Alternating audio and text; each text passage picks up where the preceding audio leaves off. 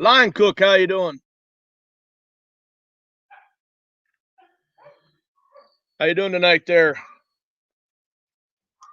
Like you will be the first one to comment. I'm sure if I'm mistaken, you're under 1,000 subscribers.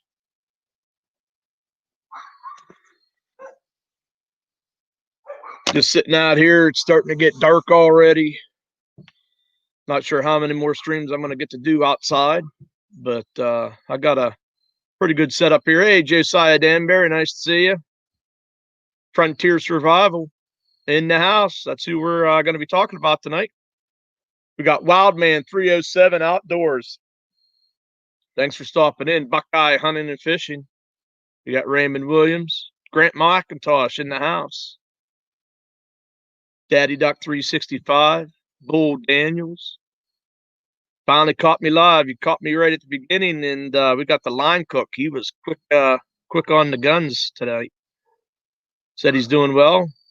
Heard you last week on the rules, the showcase, so you figured you'd give it a shot. So we will be checking the line cook out. Jamie's Little Farmstead. Hey, how you guys doing down your way? I know you guys probably just had that go through you. Yeah, I got a jacket on, guys. It's chilled off quite a bit and starting to get a little damp with the dew. Midwest Duck Slayer in the house, guys. Joy Stewart, how you doing tonight? Scott Swift's in as well. Mark J. Larson Outdoors. Good to see you as well. Doing good. We already got 15 people in the chat. I've only been going live for about 2 minutes. This is great. We're going to take a look at Frontier Survival. There's a few of you guys. Ronnie Smith Jr. in the house. We got Raymond Williams. We got Grant McIntosh. Guys, if you don't have Grant McIntosh, go check his channel out. Love watching his worm videos. The temperature, I believe, is low 70s, maybe high 68. I actually have a thermometer right here. Let me check it out. Oh, that's good, Jamie, to hear. You guys didn't get any damage, but you had about 2.5 hours from you was the whole town wiped out. Oh, my.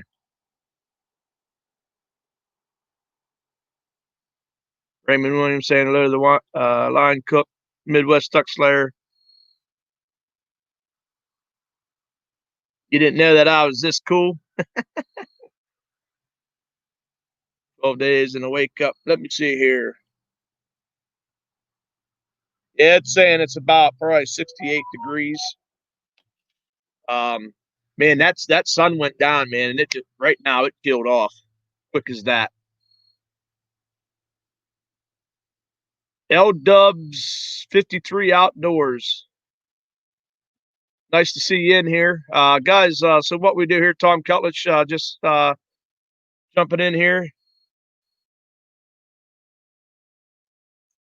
Yeah, so you have 63 there as well. Yeah, we're cooled off, and it's already starting to get a little damp, like these cushions and stuff.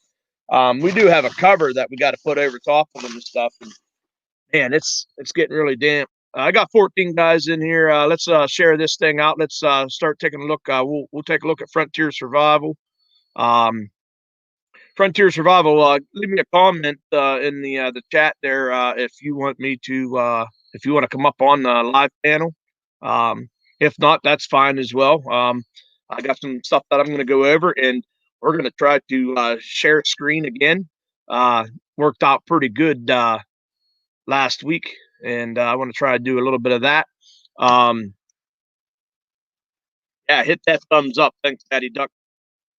Hit that thumbs up. Let's share this out. Let's get some people in here. We had a real good turnout last week for After 5 Outdoors. You guys haven't seen, he's posted since that live. He has posted a well, let me see. I wrote it down here. He's up to 400 supporters, first of all, and He just posted a Minnesota black bear baiting. So guys, go check that out. All right, so Frontier Survival. I'll post that link here in a little bit, and we'll get you up here, and we'll talk a little bit about your channel and your vision and where you want to where you're taking your channel. We got 17 in the house, guys. We're going to be checking out Frontier Survival, and real quick, I want to talk to about a few people that I've been watching post some videos. Tom Keltlich and Everything Outdoors. He's in the chat, guys. He just posted the 40 question challenge. If you guys remember, if you watched mine, he was one of the ones that I gave the challenge to.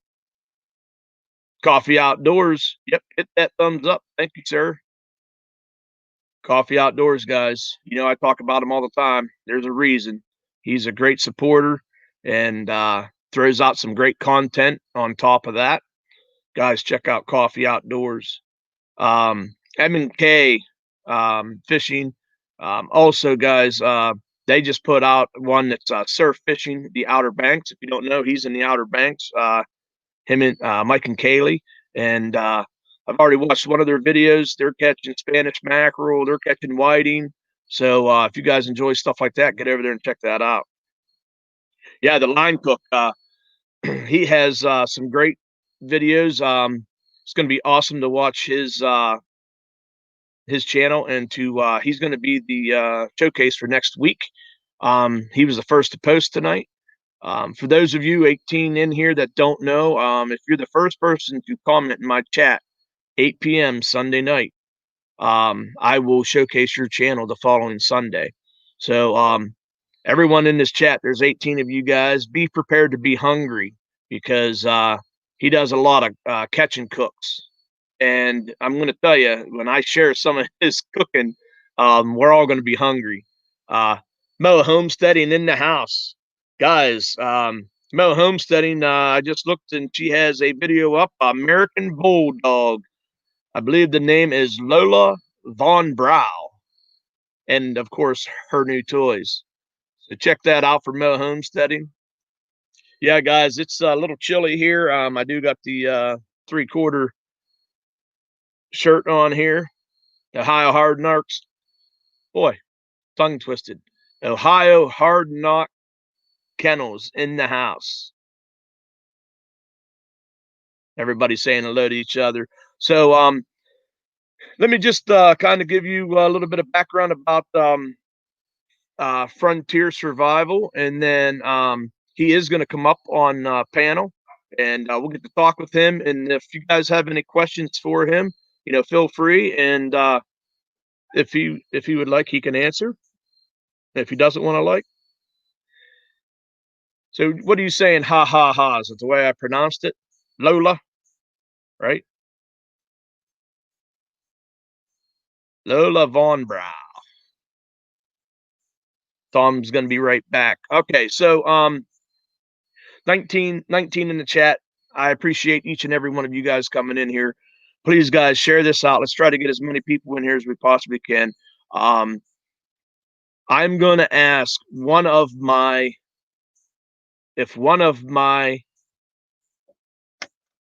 moderators, could you please, he's not in here yet. M&K Outdoors, there you are. How you doing?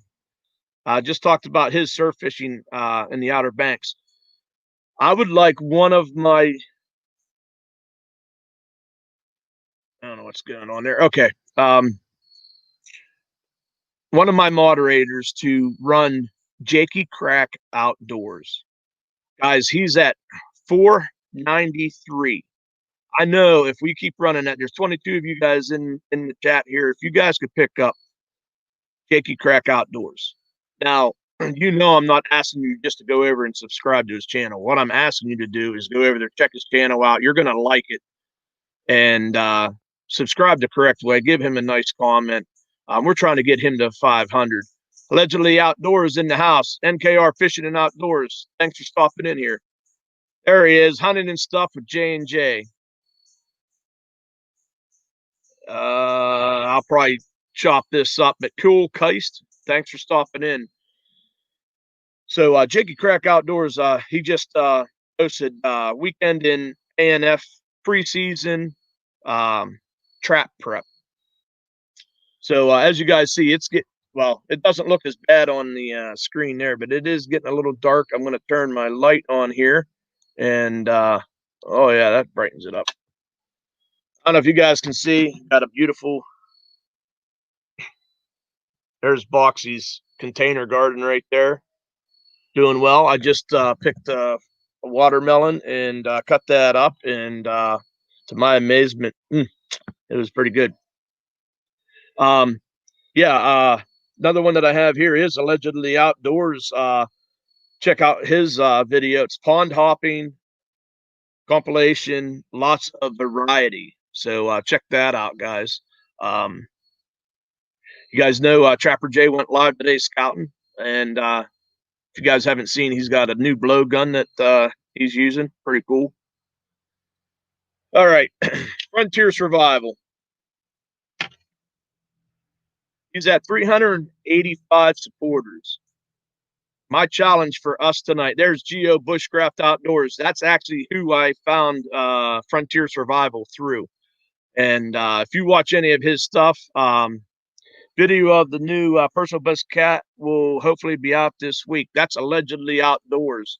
Guys, if you don't have him on social media, you should see the catfish that he caught. It's his personal best, and it was a huge fish. Yeah,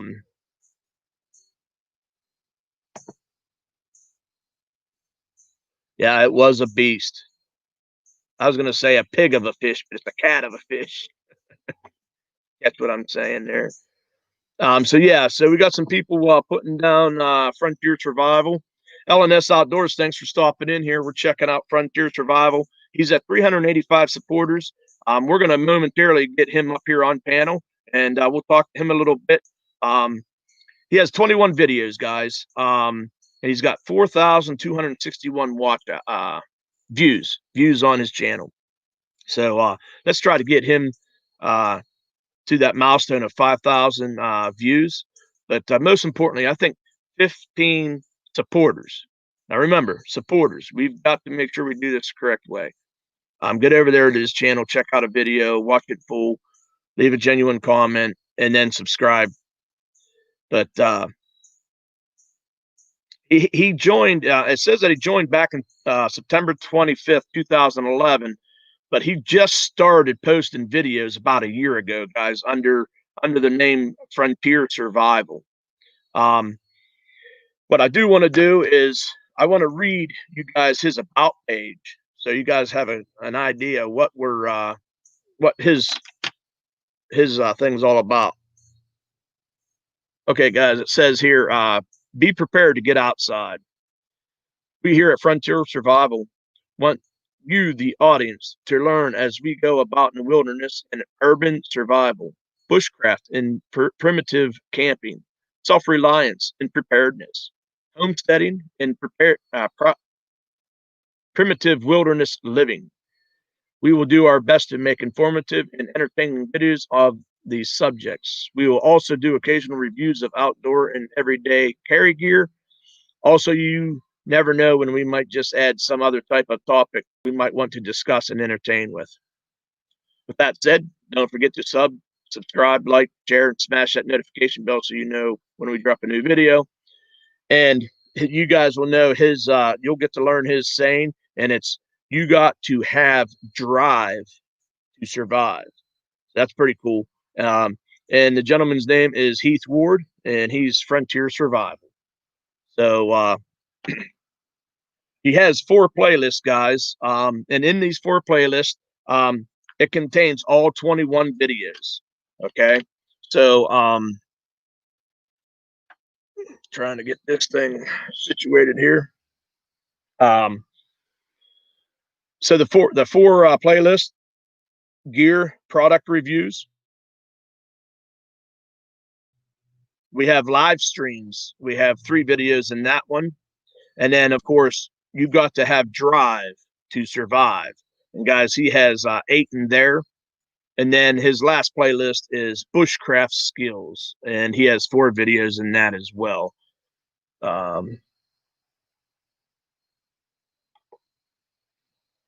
Careful with the dude, kiddo. It won't last long. You know what I mean.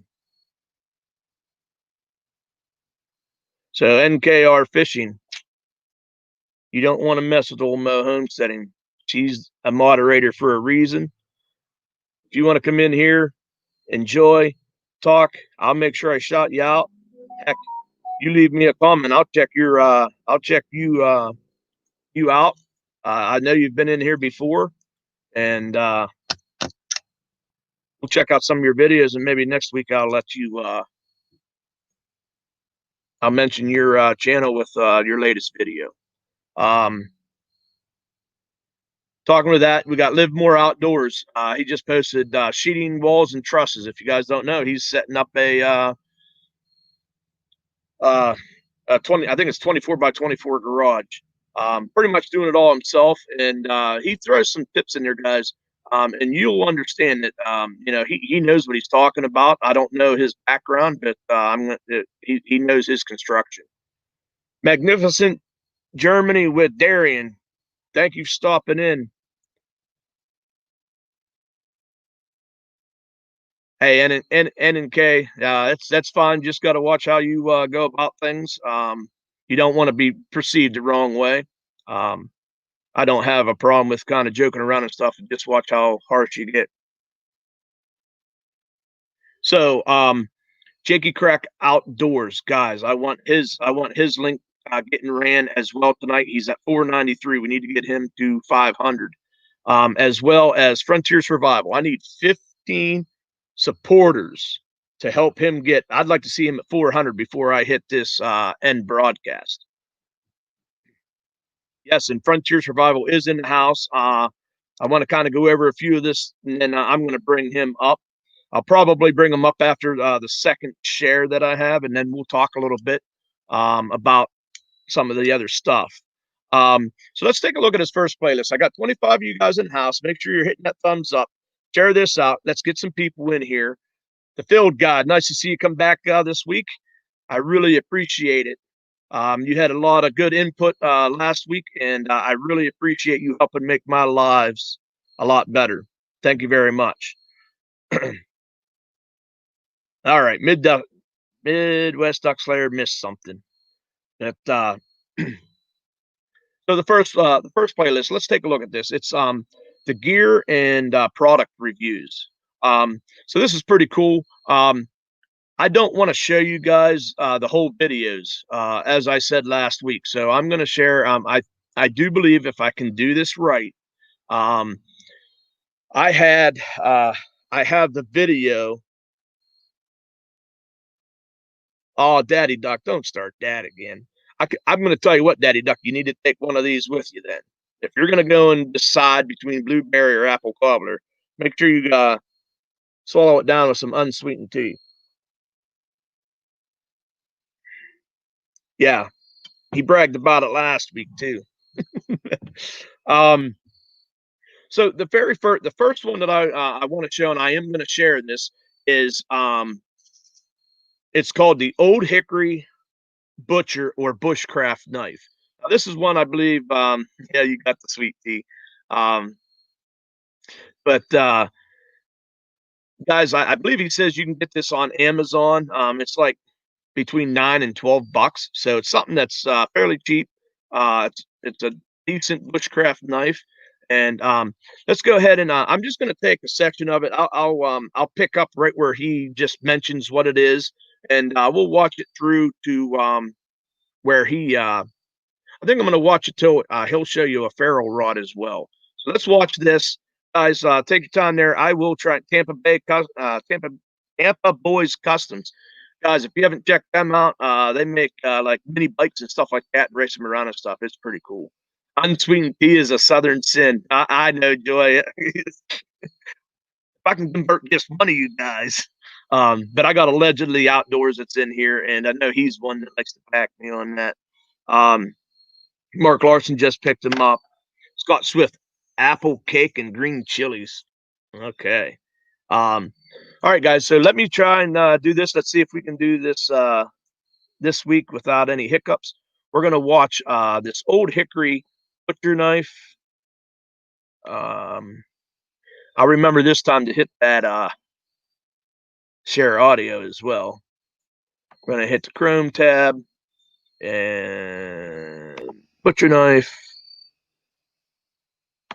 Share that.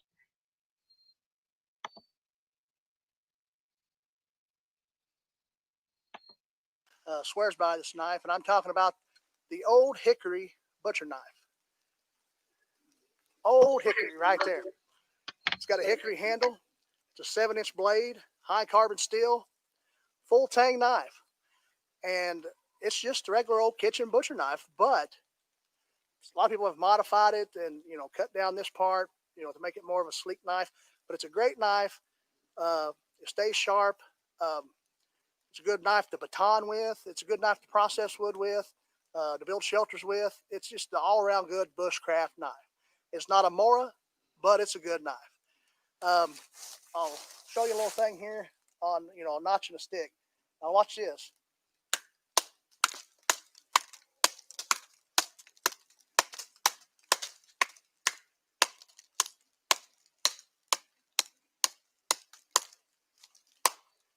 See there, he's just kind of showing you guys how he can. Now look here, I just kind of chewed into it, but that's what that knife can do. China guy, thanks for stopping in. It's only about $9 to $12. We're checking out this it doesn't come with the sheath. old Hickory butcher. So a lot of people buy the leather K-bar 7-inch sheath. But did I do that? No, I didn't. I already had a sheath from an old knife that I broke. Just a regular old nylon sheath. If you can see it right here. So what I did was modify this. Now this yeah, and L-Dubs 53 Outdoors. Good, so I do like the Arnold Palmer Amazon just, you know, knife, so it ain't no big deal. Arizona drinks. Put a little drinks. screw in there to where when I put this in my sheath, the snap will actually retain it and keep it there. Now another thing I got, gear-wise, is a bayite, 1/2 inch in diameter. Yeah, check out this ferrule rod, 5-6 guys. inches long ferrule rod. And watch the sparks he gets off this. With some paracord. Now this is a great ferrule rod. As far as, you know, you're going to get a lot of strikes out of this because of the thickness and how big it is. But watch these sparks fly off there. You can't beat that. Every strike, sparks. Every strike, sparks. And, you know, this is a good ferrule rod. I'm going to give this a 4.5 out of 5. All right, guys. So there you are. I'll have to get up here and stop this here real quick. But there it is. That's the that is the old Hickory bushcraft knife. I'm gonna drop that link, Frontier Survival. I'm gonna drop the link here, and we'll get you up here and kind of talk about some more of this stuff here that we're about ready to talk about.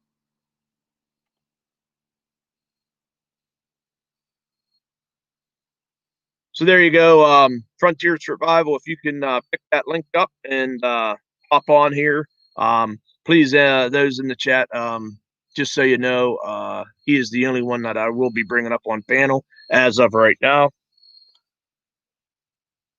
So all his videos are filmed with a mobile phone as well. The next one that I'm going to talk about, and I will share a little bit of it, and it's the Army Camo USA rucksack review that he does. And we'll bring him, if he can get up here on panel, we'll talk to him a little bit about that rucksack. I'm sure he's had it for a little bit longer. So Army Camo USA rucksack review that he does. Where I'm getting that feed, is that your feedback there? Talk to him a little bit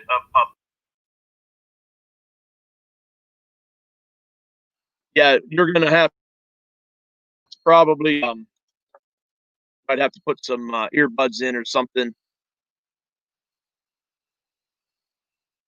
Yeah, Mo. So I'll share some of this. I wanted to bring him up, but yes, please. Thanks. Coffee out. We got 22 and we got 22 here in the house. Oh yeah, that's cool. Line Cook's tying up rigs for tomorrow morning.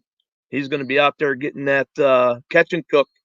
We'll be talking about it next week, guys. He was the first one in here, and we're going to check his channel out. Like I said, if you guys come in here next week, you better have something to eat, or you better have already eaten, because we're all going to be hungry after we watch all this good stuff that he cooks up. Yeah, all you got to do is so you have to mute the YouTube side. So you'd be you'll have to mute your YouTube. That's what I have to do. I thought it was coming through mine. So I actually have my cell phone straight up above my camera now, guys. I got this pretty cool setup. Foxy's getting a little technical. Also mute YouTube side. So that's what he's saying. So Frontier, I'm gonna go ahead and start showing this rucksack. If you make it up here, then we'll talk about it. So guys, let me share this stream out here. We'll take a look at this here as well, guys. This is in that same playlist, and I wanted to talk about this a little bit, and then a little bit later, when he's up here, we'll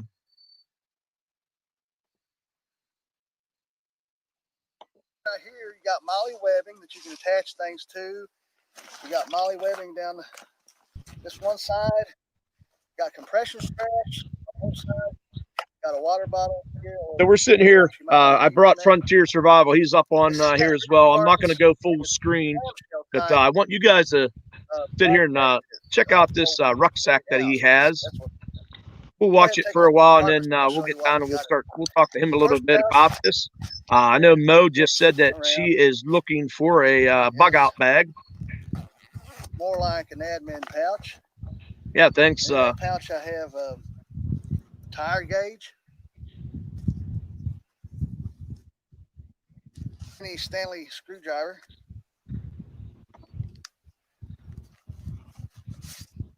an extended magnet, an ink pen. Here's my lanyard with my emergency whistle with a compass on one side. I have a Mercy poncho and some field dressing gloves.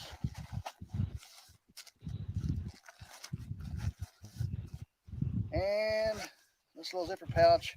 You can see there's tons of little pouches and storages in there. It really. Yeah, JV Outdoors says that was a good video. Some razor blades and some rubber bands here.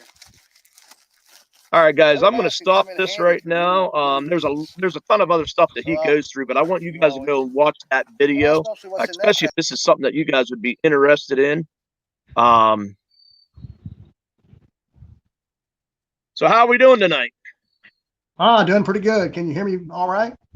Yeah, I can hear you just great. So Christopher Hanna Outdoors, thanks for stopping in. Talking a little bit about that bug out bag, and I noticed I actually have a few things here I wanted to talk about probably after we take a look at all your videos and stuff. But I have one of those just like you had. It has that little compass on there. Of course, it's the whistle. And then of course, I don't know why the thermometer's on the back of there. Because I really, be honest with you, if I'm out there and I'm trying to survive, I really don't want to know how cold it is. Or maybe I do. I don't know. So I was looking at mine, and I'm sure yours, I think yours has it as well, but a lot of people don't realize on this, if you push this out, you actually have a magnifying glass there. Yeah, I'm not sure if I've ever noticed that. Yeah. So Bill God says we're to be a Boy Scout.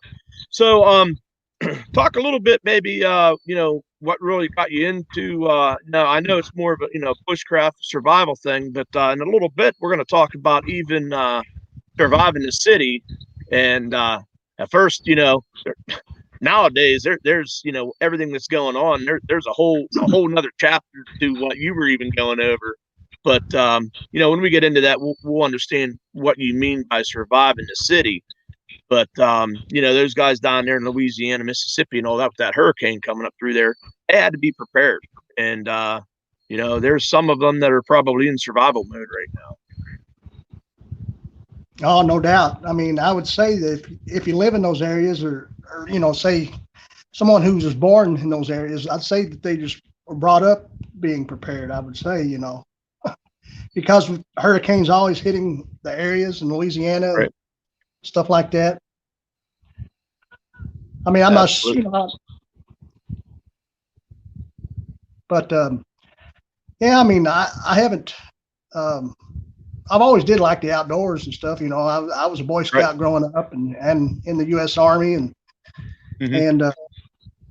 always did like hunting and fishing, and but then kind of just got into the bushcraft and primitive camping stuff. Just more or less just watching other channels on YouTube, and then watching a lot of different TV shows. I know some of them reality shows aren't what they're cracked up to be, but it's still fun to watch, I think.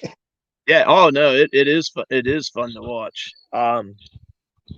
Yeah, like watching the old Naked and Afraid. That Yeah, I would was be thinking more something. of Dual Survival. I always liked that show. I know they took it off, but Yeah. Yeah. So this old hickory butcher knife, is it literally exactly what it is a butcher knife, but you can use it. You can kind of use it as a bushcraft. yeah, I mean, more or less, that's what it is. And I think um, a lot of people might be out there, might be familiar with Dave Canterbury, and that's where I Yeah. first saw it, was on one of his videos. He just kind of called it bushcrafting on a budget, and since Hmm. it's a budget knife, more or less, it doesn't cost a whole lot. And it Right. being carbon steel and full tang, it makes a great bushcraft knife as far as batoning or even knocking down saplings or anything like that. You can Right. work pretty good with it. Yeah. Now I believe that is the and I'll mention it here in a little bit. It's actually in the next playlist that I go over. You use that knife as well in your making of the bushcraft chair, correct? That's correct. Yep. Yeah. Yep. Yeah. So let's talk a little bit about um this rucksack with the review and stuff. So of course, you made the video and stuff, and you go through pretty much everything that you have in that rucksack and stuff. What's your? I know you gave a review on it. There's Corn World UK guys. Just met him in found it buried.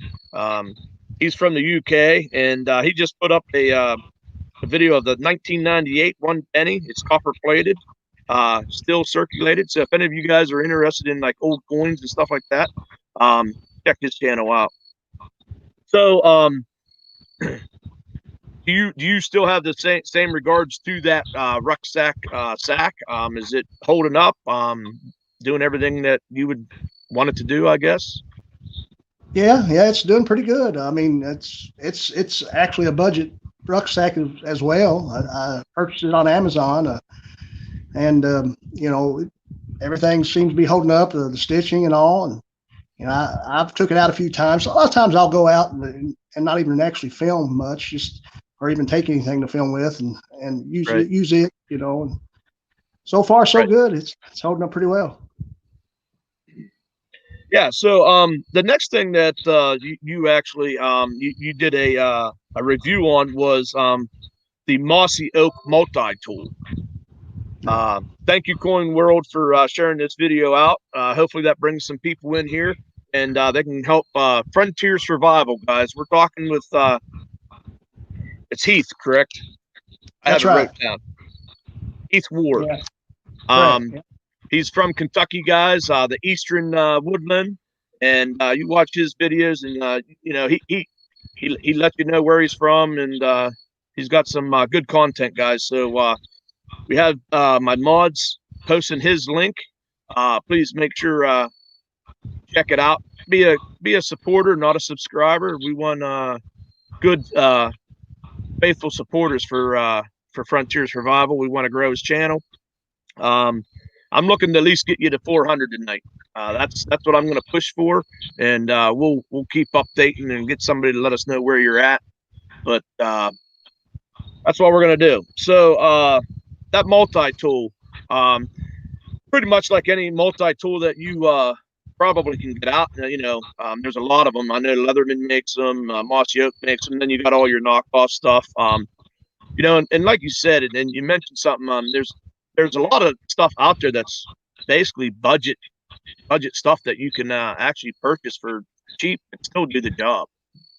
Oh yeah, yeah, and that's kind of what I look for. I mean, as far as, you know, any type of gear, and I mean, I'm not, you know, I would love some more high-end gear. I mean, but you know, I kind of like the hidden woodsman stuff and things like that. But you know, I'm not all about, you know, there's some channels out there that just have all kinds of gear, and I'm not really all about, you know, just trying to, I don't know how to say it, but just, you know, trying to get sponsored by a bunch of, you know, people with gear and stuff. I mean, I just enjoy doing what I do, and you know, I mean, I don't even have any high-end gear when it comes to filming or producing any of these videos. I just use my phone, my camera on my phone, and I use an app just to edit and stuff like that. So, I mean, you know, someday I'd like to get a camera or something and maybe a tripod, but I'm just having fun doing what I'm doing. Yeah. Hey, believe me, the cell phone itself, it's a great way to bring stuff to the YouTube community. And hey, you know, I took this week and I watched 21 videos of yours, and I'll be honest with you, until you said something, I mean, I didn't really you know, it didn't matter how it was being filmed. I just knew you were filming, and it could have been a little GoPro that you were holding. I didn't know. So that's what's nice about it. Everybody nowadays has a cell phone, so you got a perfect way to bring stuff out. So I see a couple more people have come in here. Real quick, Live More Outdoors. As you guys know, I mentioned his latest video, cheating and putting trusses up on that garage that he's building. He's got some good information. Like I said, I don't know his background in carpentry and stuff, but when he talks about putting the bottom plates down and how he puts his ends stud, there's a reason for it. Listen for that tip if you guys watch that. Very smart. I don't know where he learned it from, but I do have a construction degree, and believe it or not, they don't teach that to you in schooling. But I had an old timer as a mentor. He had 40 years in, and I learned that off of him. So check that out. There's Bone Addiction, guys. If you don't know, that was White Bone Outdoors. Bone Addiction. Not sure exactly what happened. He had to get a new channel, but love the new name. Awesome. So then the next one, and I was actually gonna show this one and share it, but I decided to share something in another playlist. It's an InstaFire test and review that you did. Now I want these guys to understand. You literally put this thing in like a little dish of water, and it lit. It was on fire. Now, yeah, it did. Granted, it didn't stay lit for forever, as we would understand, but I think it proved its worth, as far as, you know, you're going to be setting that on maybe some wet ground or a wet, you know, stone or something like that you're going to build this fire off of. So it's not going to be submerged in water. So I think it probably, for its purpose, and by you pointing out, hey, it will actually light in water. So just imagine for what you use it for, the purpose of it. Yeah, and actually, I didn't actually test it or anything before I filmed it, so I just didn't know if it was going to work or not. And you know, so I was amazed and surprised that it did too. So Mm-hmm. And I Yeah. thought about Yeah. testing it first, but I said, why not just do it, as a film, just see what happens. Yeah. Yeah. Yeah. And that's what you said. You hadn't tried it before either. You were doing it right on film. So that's as real as it can get, right? Right. I mean, I You had found tried out it a just couple doing something. times. I had tried it a couple times, just getting a fire going at a campsite, but not on water, not standing on water. No. Yeah, right. So And Geo Bushcraft just ordered some of that. Geo Bushcraft, he's one of my good friends here on YouTube. We met, and Greg, he sent me a package the other day, and I told him I really appreciated that. He sent me some things, and we haven't ever met face to face, but one day I hope to do a collab with Greg one day.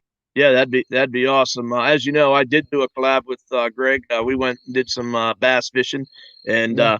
if you've been in my lives, I always point right that way because that's where Greg lives, about 6 miles, probably 7 miles, right over my shoulder here. And KR Fishing's back in here. Thanks, Mo. Jakey Crack Outdoors, guys. There's 23 of you guys in here. Yes, we are showcasing Frontier Survival tonight. We're going to get him over 400. Just a little bit ago, Mo said he was at 395. And I'm gonna be greedy, guys. We want to get him as far as we possibly can with good supporters. Remember, that's the key. Good supporters. If we can get them well over 400, I would be elated. If we get that 400, I think Frontier will be appreciative of it, and I know I'll be excited that you guys come in here and you help me support another young channel. And I will say I promised to try my best to get more content out there. It's been hard for me here in the last few months because I started a new day job and I work about 5.5, 6 days a week. And, sometimes people say, well, that's no excuse, but it's hard. Or it's been hard for me, but I promised to get more content out. That's probably my downfall right now is just, having only 21 videos. Right. And trust me, I anymore, I have a hard time getting that those videos out myself. One thing I didn't want to do when I go with these lives, so I try to always have one video, at least a video that is in between my lives. So when people come to my channel, it's not like live streaming. They got to try to sift through and try and find my videos as well. So I am trying to do that as well. As you guys know, Bone Addiction, he just mentioned that some of his media was hacked, so he had to delete everything and start new. Even in his Instagram and YouTube, it sounds like. So he is trying to pick everybody up. So the easiest way for him to pick you guys back up is go over to Bone Addiction. Watch something. I'm hoping he has something up there, or at least comment on something for Bone Addiction. So then that way he can get right back over to you by clicking on to your channel. Grant McIntosh saying it's been so long he's forgotten how to upload a video. Oh, I bet you'll figure it out. Grant McIntosh has some good content on there, guys. So yeah, not good. Just like riding a bike, Grant. That's what Mo says.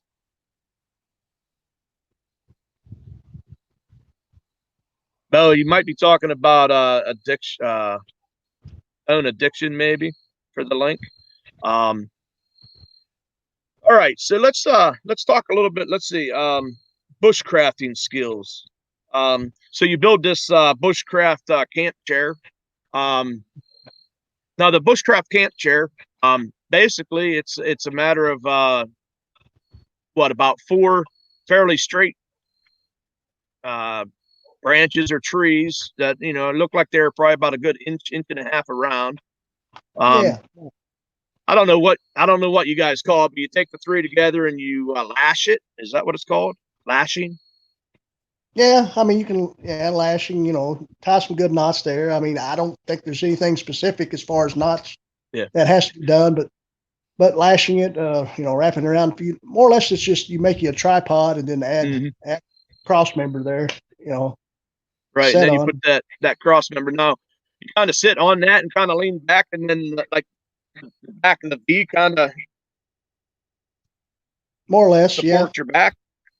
Yeah, I mean, you can even add you some fabric in there if you want to even be, to make it more of a seat type chair. I mean, it's it's something, at least it's somewhat comfortable, and it's something that, bushcrafting is utilizing material you would have there, maybe going into the woods with a minimal kit. At least, what a lot of people call, and the 5 C's, cutting tool, cordage, Right. Cover and stuff like that. But yeah, I mean, there's probably a lot more comfortable chairs out there, and I'm not saying but at least it's something. It's better than sitting on the ground.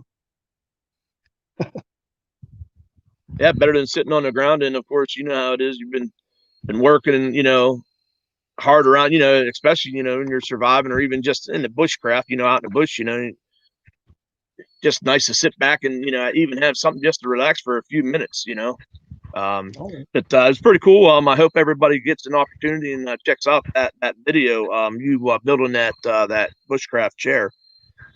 So the next video you talk about is Moonshine Mountain. Of course, this is a mountain. I'm assuming it's right up behind your place. It sounded like you walked up back your place about 300 yards or so, I think you said.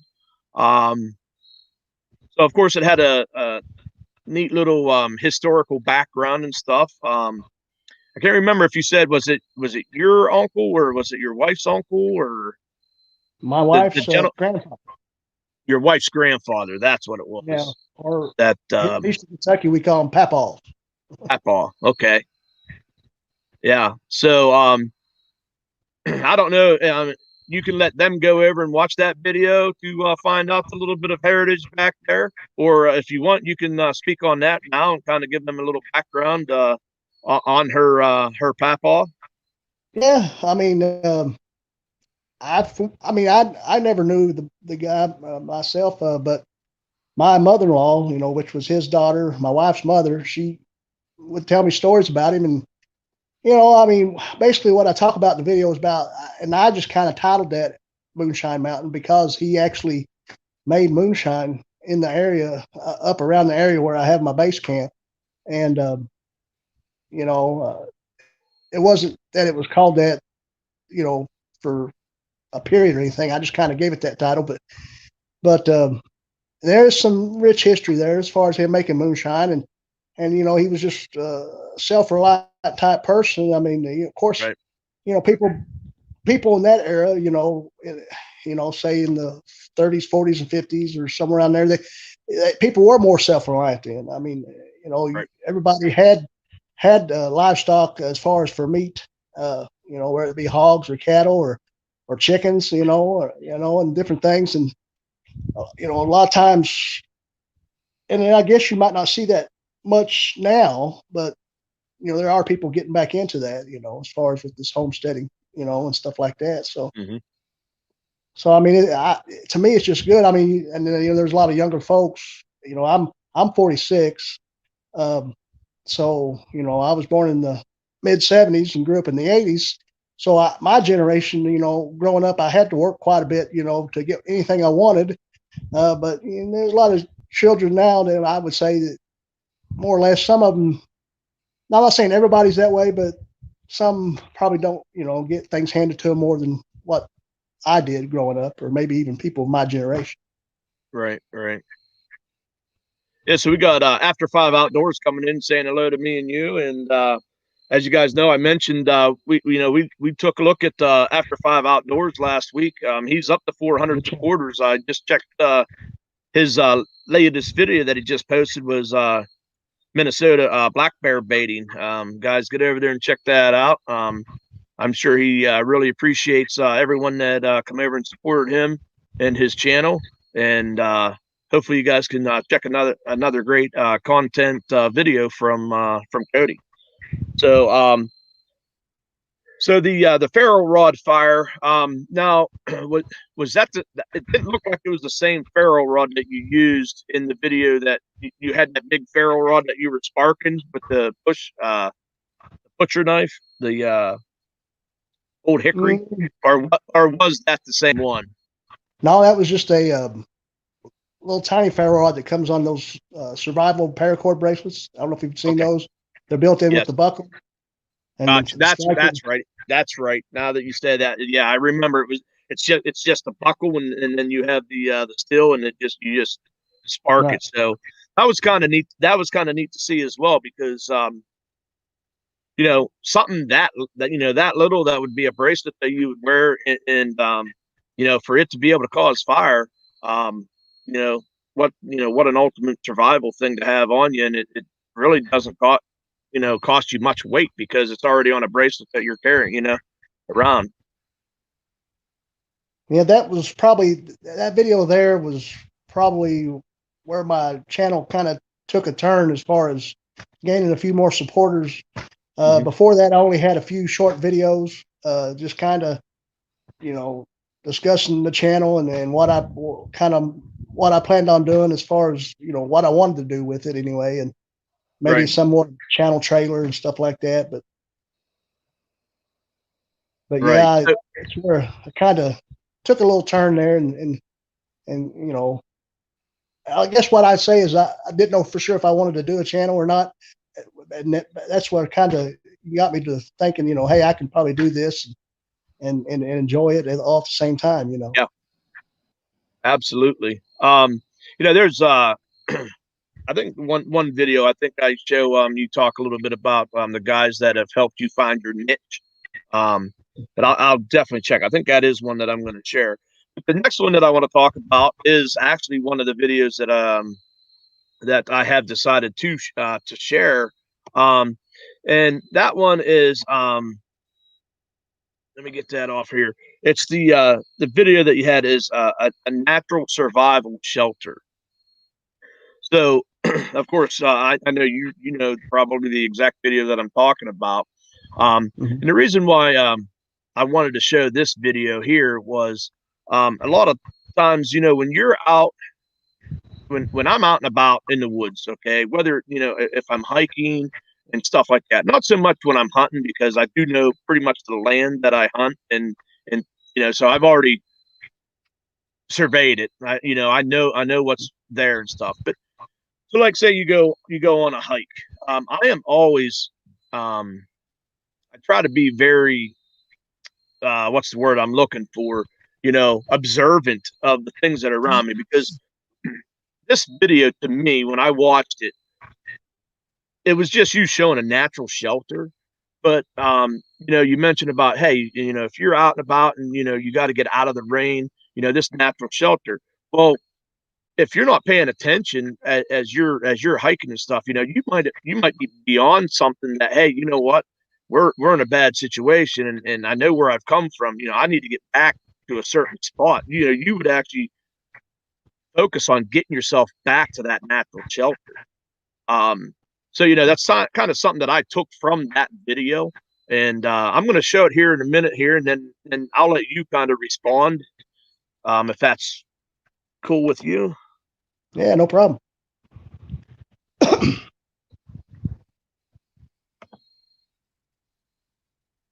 All right, guys. So we're gonna take a look at this video that he has. It's natural shelter. You guys just heard, what I Hey, good afternoon. Once again, this is took Frontier from this. Survival YouTube channel. My name is Heath Ward, and I wanted to show you this little area here that I have. It's a nice little cave system. It's right in my backyard. And what this pertains to is that would I go way back in there? Probably not. But right over top my head here, as you see, is covering me to where it would be a survival shelter if I needed to get out of the rain. It's an awesome thing to have, and I'm glad I've got it right here. You know, that's what it means to survive, even if you don't have the gear with you. You'll learn tricks of the trade, learning how to make cordage out of natural materials, learning how to make a bushcraft camp chair out of natural materials, learning how to build a fire without a brick lighter or a ferrocerium rod. I mean, it can be done, and that's just what we're here to try to show. And just wanted to throw these 2 new short videos out to you. You know, like us, subscribe to us, smash that notification bell, and we'll always be here. I'm trying to get as many subscribers as I can, and I really want this frontier survival to thrive and survive right here on YouTube. And what better else to me is a great thing to just to accomplish. And you never know what might happen. It might just be a hobby, then it might turn into something else. But not without your help. So thank you for subscribing. Keep on watching my videos, and I'll see you next time. So there you go. So, oh, I got to get that off here. Give me 1 second.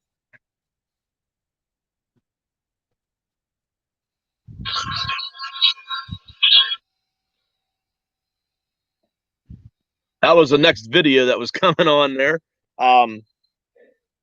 So yeah, pretty neat video. I took, out of it, what I noticed. Would you have thought that someone, watching that video would, come up with something like that? Or, is that the kind of things that you want to show to let these people understand, the importance of even natural shelters? Yeah, I mean, more or less. I mean, whether, I mean, some people might be afraid to actually get under there. Some people might say, to use that as far as a shelter and actually have an area where you can build a fire. Some people might think the heat from the fire might cause that to cave in, but I think for the most part it would be all right overnight or something like that, or at least if you did caught in a rainstorm, and you might not have to build a fire, but at least you wouldn't be drenched or anything. And yeah, and you do mention a little bit about you would probably not go way up under that, but where you were sitting, there was just enough of an overhang. So I mean, and we have where I live here. I mean, I'm kind of blessed, I guess I would say, to be where I live. I live, here in Eastern Kentucky.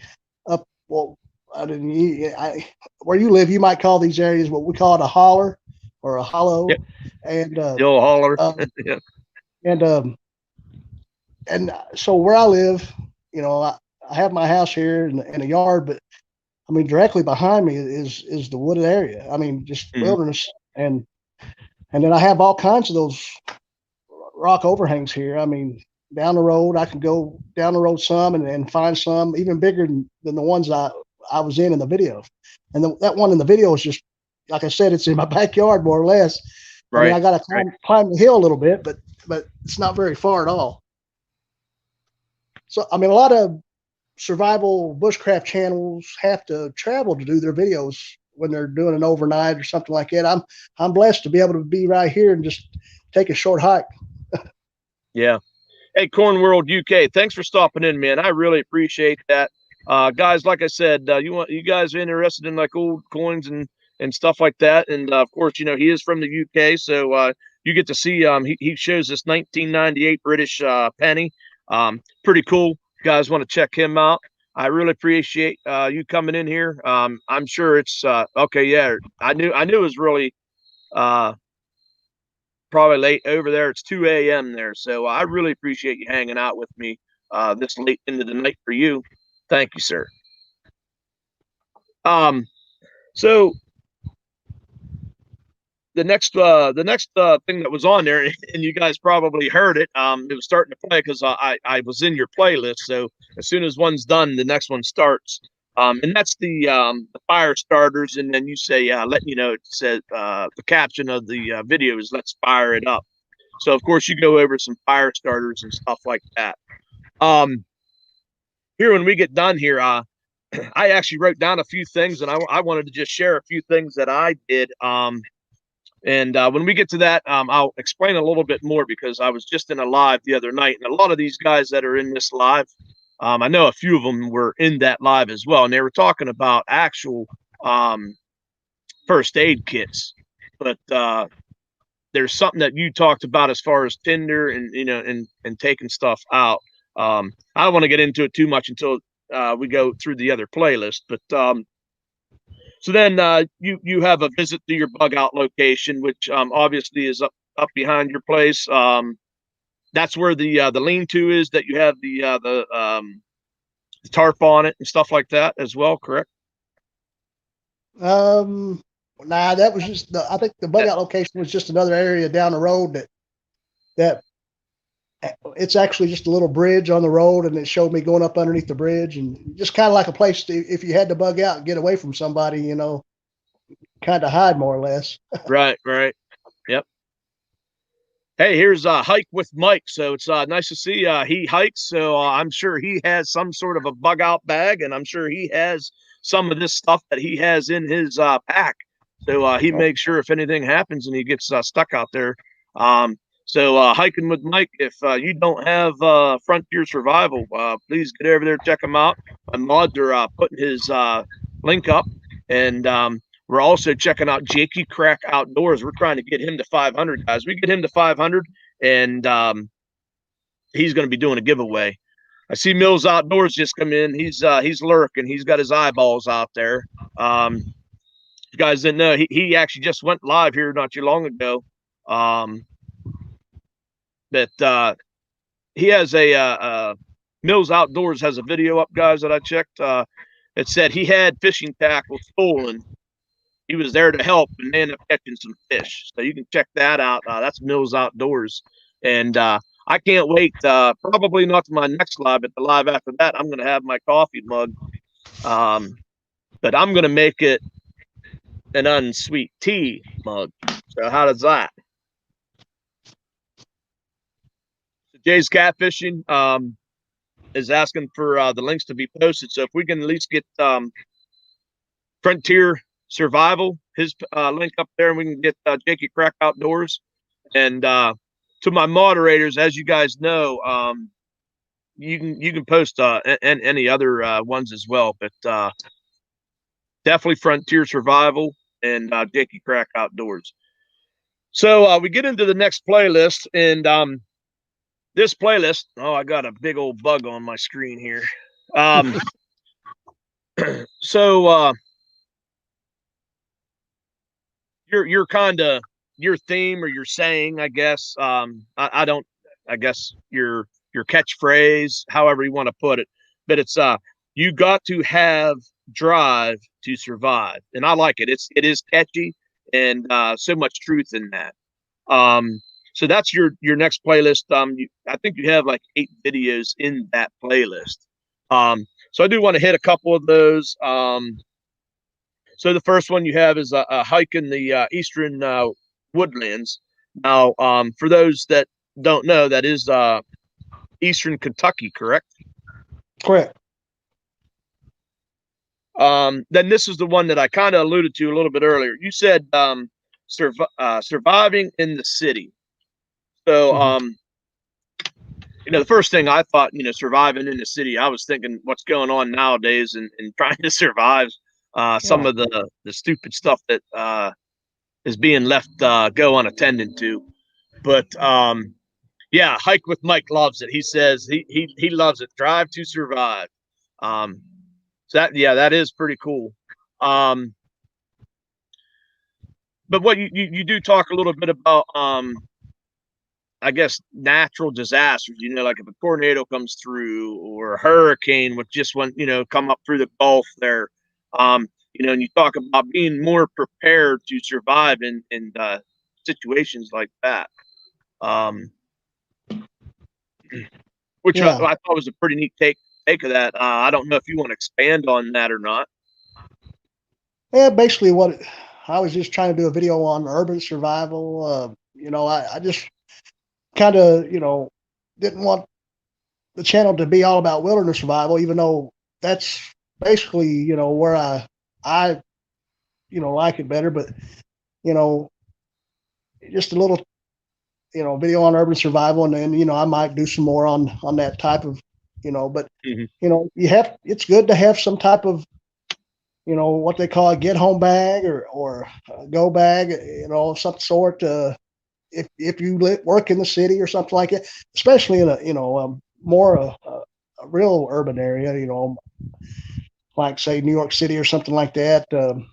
Or at least that's my opinion. I mean, because you never know, you might be traveling in your vehicle and it just, you have a bag in your vehicle and you can't, it stalls on you, you can't get nowhere and you're out in the middle of nowhere and you got to get home and you got to have something, at least if you want to travel on foot, to have something to get you there. I mean, and it's just, kind of my take on it. The town I live in, which is a small town, I speak of it on the video. We went through a E3, E4 tornado back in 2012, and it demolished the whole town of West Liberty, Kentucky, is where I'm from. And if anybody Googles that, or you can probably search something on YouTube, you'll find probably some videos on that.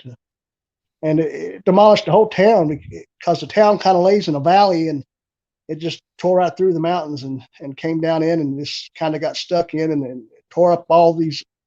We had over 100-year-old courthouse, a couple churches that were, at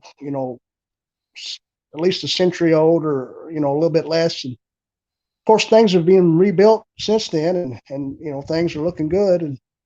But it was a bad time for a lot of people. There was like 6 or 7 fatalities during the tornado, and we were lucky enough. You mentioned that in the video as well, right? Yeah.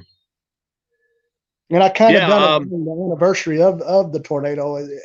The time frame that I uploaded that video was around that. It happened March 2nd, 2012. Mm-hmm. Gotcha. There was a big tornado outbreak throughout the the South and the eastern part of the United States during that time. Yeah. And you show the devastation in that video. You show the devastation that had happened. And then you did have a few videos or a few pictures of some buildings that were brought back and restored or rebuilt, I guess would be the thing. Daddy Duck 365 says he's got to run. He's got to pack up for next week. I appreciate you being in here, Daddy Duck. Jersey Boys Outdoors as well. I know you've probably been in here for a while, but I didn't miss you. I do want to mention Jersey Boy Outdoors. Check out their video, guys. Best flounder rig. So I know M&K they catch a lot of flounder and fluke over there.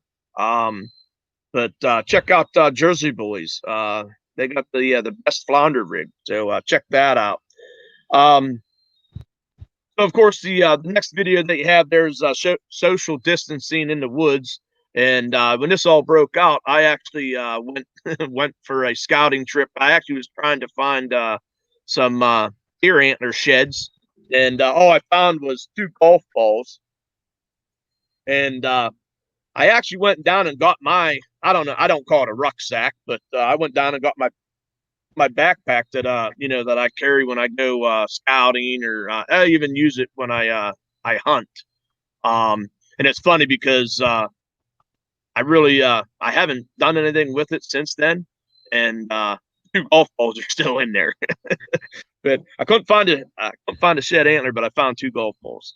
Go figure, out in the middle of a swamp almost. But I was actually going to unpack my sack and kind of show what I carry, because it kind of got me thinking. I never really thought about what I keep in my pack, but I do have a lot of the things that you speak of. I got knives in there. Matter of fact, I didn't realize how many knives I carry with me. I got a lot. Just in my pack alone, I think there's 4. And then I always have my everyday carry that is always in my pocket. So I carry a lot of knives, but well, my motto is 2 is 1, 1 is none. Yeah, yep, absolutely. So then of course you had the one that said it was an update on the frontier survival. So you just were given an update on your channel. And I think that's where you were mentioning that you just got a new job and that you were trying to get some videos out there and stuff, and all that stuff. So then you had the one Happy Independence Day. So that's kind of understanding it was probably right around the 4th of July. You mentioned about Happy Independence Day. Then you got Trekking into the Woods. And then this next one is the one that I want to share. We'll let it just play there because you talk about the content creators that have helped you find your niche. So I thought this would be a cool one to kind of show because not only is it going to talk about your niche that you found, but it also is going to mention a couple of those channel names out there. So those in the chat, if they want to check those channels that you kind of mention in there, they can do that. So let me try and cue this up real quick here.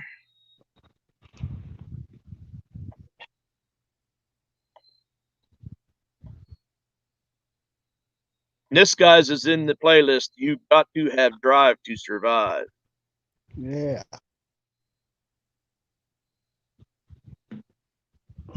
Let me see here. It's going to make me play all, and I don't want to play all. I want to play this one.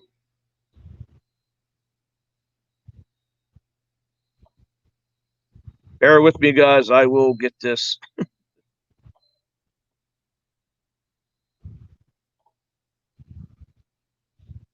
Get into the playlist.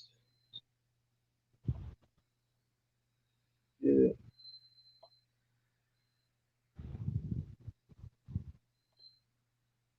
There we go.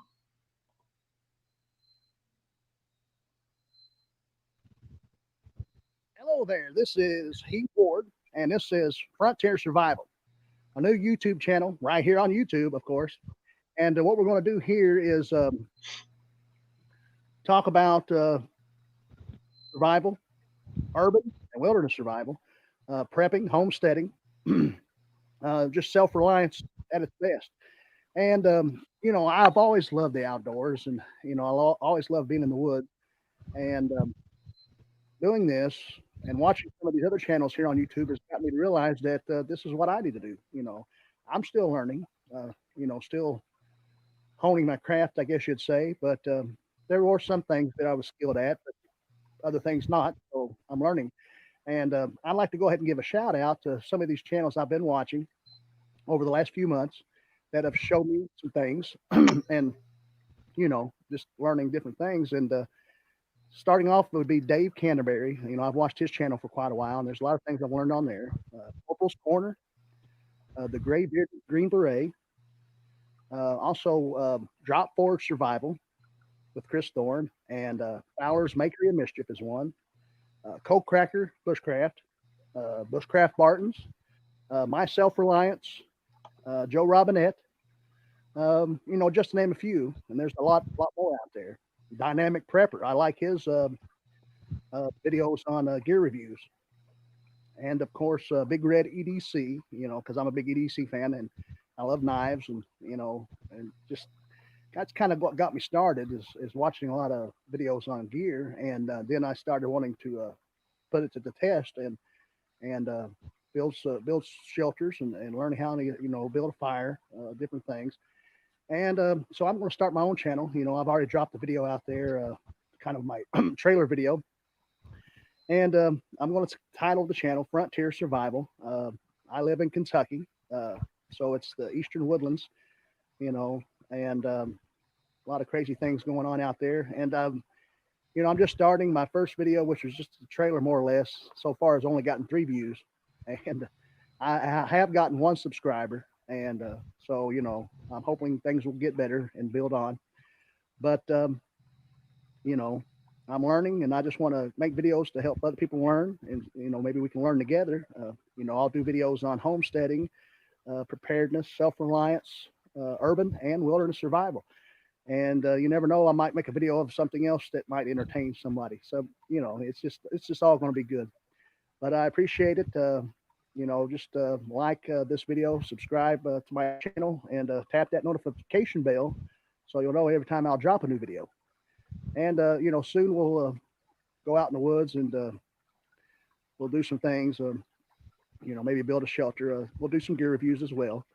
But in the meantime, we will be back with more videos. Thank you very much. Tap that bell, like and subscribe and share. Thank you very much. My name's Heath Ward, Frontier Survival.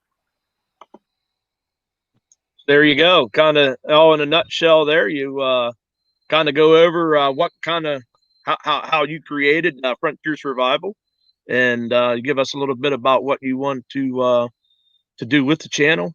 And I just, I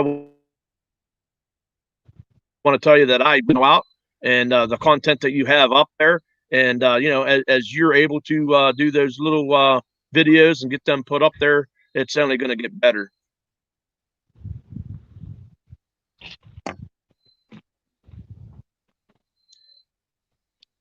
Nicholas Green Outdoors in the house.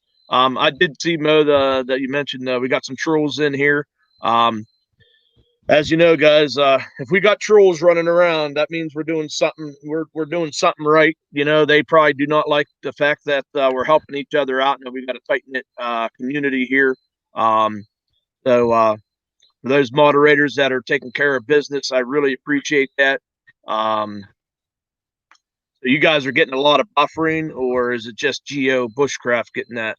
Ramsey Country's in the house. Thanks for stopping in, guys. Ramsey Country. If you guys don't have him, he's from Southern Ohio.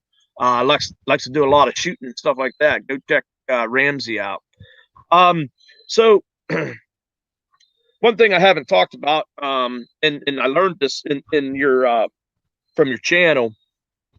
And I think you might have went over it when you were talking about fire starters. So a lot of people, when you think fire starter survival, and you're thinking the bushcraft and stuff like that. So I want to talk mainly survival. So if you're gonna pack up a bag that you're gonna carry with you to survive, what a lot of people don't understand is your fire starter. Really, the first thing you should take is a lighter. Right. I mean, it makes so much sense. But when somebody's and I've seen where they, they're showing you their bag that they take out, and they're talking about flint, which flint and steel. I mean, it's proven you can make fire with that, but it's just so much easier just to hit that lighter, right? Yeah, I mean, for a survival situation, I mean, I think I even go over it in that video that, there's different things, different methods to use or to get a fire or to start a fire, but a good big lighter, is always the best go-to, I guess, in a survival situation, as long as it don't get wet, but it wouldn't take long to dry one out either. Yeah. Just take it and rub it on your leg. Just keep rubbing it, and it'll dry out eventually. Right. But so we got Amanda Thompson in here from Australia. Nice to see you, Amanda. She's been posting on her Instagram and stuff. She's been posting some pictures that are just absolutely beautiful, and she let me know that it was just her. It's her drive. It's right down the road for her. I believe it's her drive into town or something like that she takes those. After 5 Outdoors got to run. Thanks for stopping by. Yeah, the Shiner guy, guys, he's probably live. He's been probably live for 18 minutes. As you guys know, I usually raid over to him when I close down my live. She's like orange caramely brown. I don't know who you're talking about, Mo, but that's funny. So the other thing that you show is the cotton ball with petroleum on it, or Vaseline. So when I started looking at that, so in my pack, of course, something I just wanted to kind of go over this at the end. Live More Outdoors says he's probably the worst mod. He can't even post the link. You'll get good at it, buddy. But as long as you can time out those trolls that come in, that's big enough help there. So what I did is I listed some things that that I think I make sure that's always in my pack. And then a little bit ago I told you that there's some things in that I watched in this in Infantry Outdoors. He had the right strapping, and Big Boons was on his live the other night. And I know some of the folks that are in this chat were in that live, and they were talking about survival kits, or not survival kits. They were talking about first aid kits. Now, my first aid kit that I carry, and I got it in my bag here, is just something simple like this. Okay. But there's things in here that of course, if I'm going to survive, yeah, this is going to help if I get hurt or anything like that. But there's some things in here that you can actually use to survive. And I'm talking starting fire base. One of the main things is starting a fire, because of course you're going to get cold. You're going to want to, get a fire. And you talking about, okay, so what do I have? I have this big long thing that I had tucked in there. Normally have a small lighter. Couldn't find it. So this would be one of the things that would be in there. Now, you talk about cotton ball and petroleum jelly or whatever. So if I would not have that, say per se, if I did not prepare and put that into my pack, I was thinking, what would I do? So in this pack, or not, I'm not going to open it up and show you guys, but you get inside of here, and what you're going to find is some 4x4 gauze. And what I do with that 4x4 gauze is I kind of rip it all up, right? And believe it or not, inside of this thing, it's called lip balm. And it's a petroleum base, because, if you're out in the heat and stuff, they give you lip balm so you don't your lips don't dry out. That's petroleum based. So I could smear some of that on this. And then I take my still, of course, like I said, I wasn't prepared for this, but I always have my first aid kit.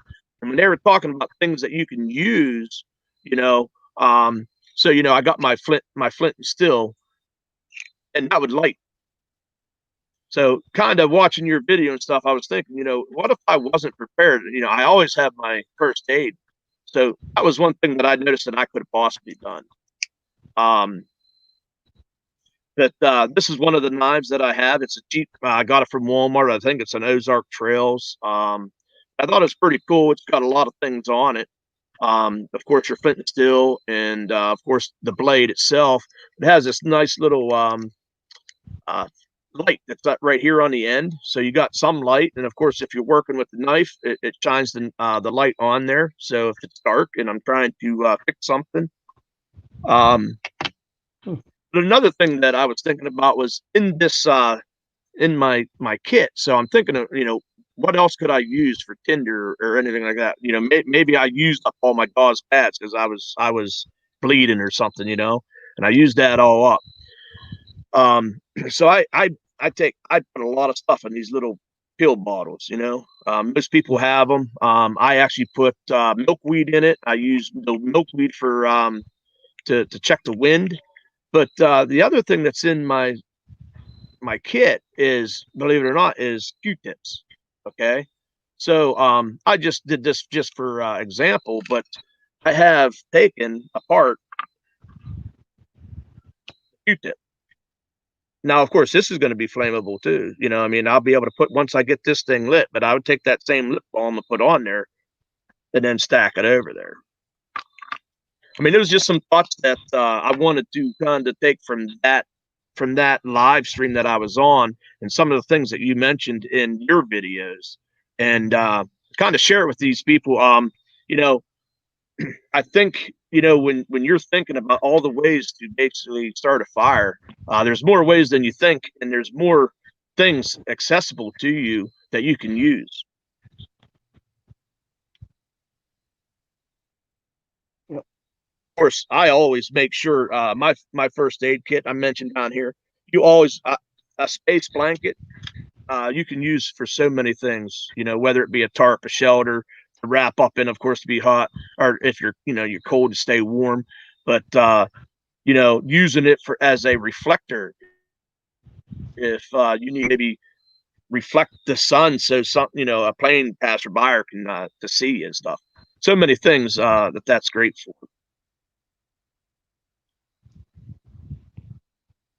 I don't know, maybe I'm crazy, but those are some of the things I know that's in my pack that if I wasn't prepared and I didn't take a lighter with me, I know I'm going to have that knife in there with the flint, and steel, or the steel, yeah. And then of course using stuff out of my my bag there. Of course, never go without a thermocell, a flashlight, and my binoculars. Those aren't essential, but those are the next things that I take when I throw in my my pack. So, I don't know. That's pretty much all I have written down here. I hope I seen that you were up to 495.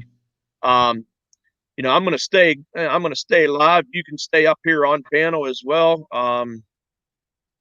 if you'd like. I want to check. See where you're at here. Yeah. Okay. So it was 395. Now it's saying I'm getting 391. So there is 17 of you guys in here. If you guys please don't, if you don't have Frontier Survival, please get over there, check his channel out, please, and check out the content.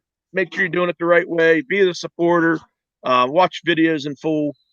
Leave him a comment, and if it's a genuine comment stuff, that's the easiest way for him to get back to anybody, any traffic that's coming to his channel. You leave a comment, he'll know that you stopped in and you checked it out. And I always try to, leave a comment back. I mean, the best of my ability. I mean, I always appreciate good comments or even bad ones, if they don't like what they see, but I always try to comment back. I mean, I feel like, that's the best thing to do. Yeah, absolutely. And that's where a lot of times I get a lot of people to come to my channel because if I run across the channel and I check them out, and I always make sure I make a good genuine comment, and I watch their video. I always like to bring out a few things that I've seen in the video. Usually at the beginning, the middle, and at the end. I'm not just coming in here and saying, "Hey, nice video," and then I'm off.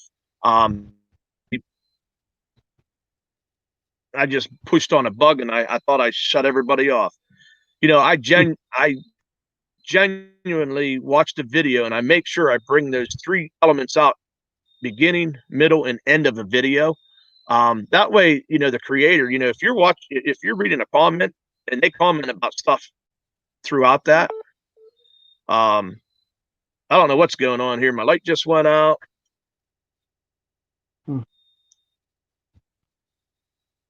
Give me a second, guys. I think I'm having technical difficulties. Let me see here. Give me 1 second. I'll be back, guys. King Outdoors says he needs to put some videos out. A lot going on. Yeah, a lot of people are busy. Live more outdoors. That old man, he's going to bed. He said, have a great weekend. Let me see. I'm afraid my power source has.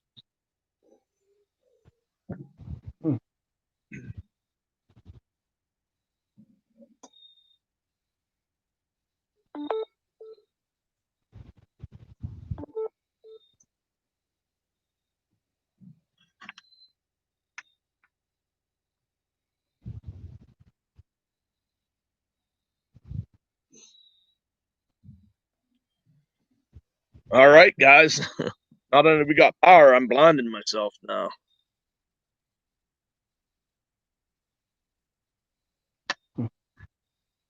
Midwest Duck Slayer. Foxy's the best thing for Sundays.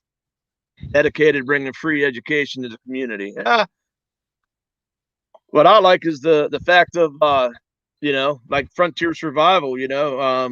Sharing his craft, and as you guys all know, I don't have my shirt on, but I truly believe in everyone sharing their passion.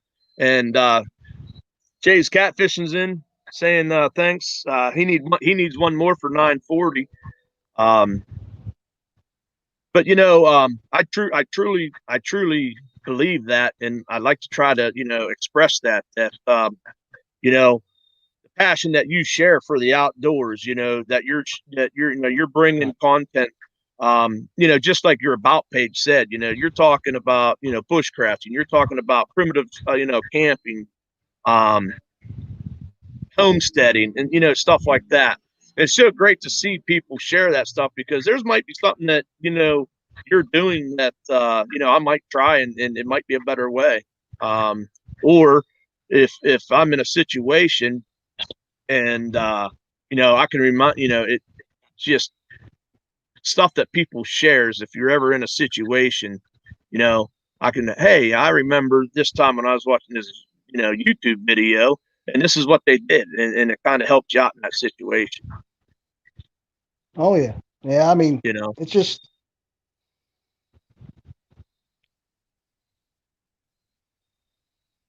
yeah, I mean, I just enjoy doing it. I mean, it's, like I said, I hope, here, at least now that fall's approaching on us, that I'll be able to get out and do some more videos. And, I want to try to at least do a couple a week.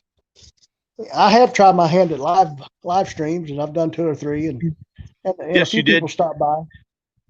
Yep. A few people stop by, so I'll probably try to continue doing that too. I just got to pick a good day.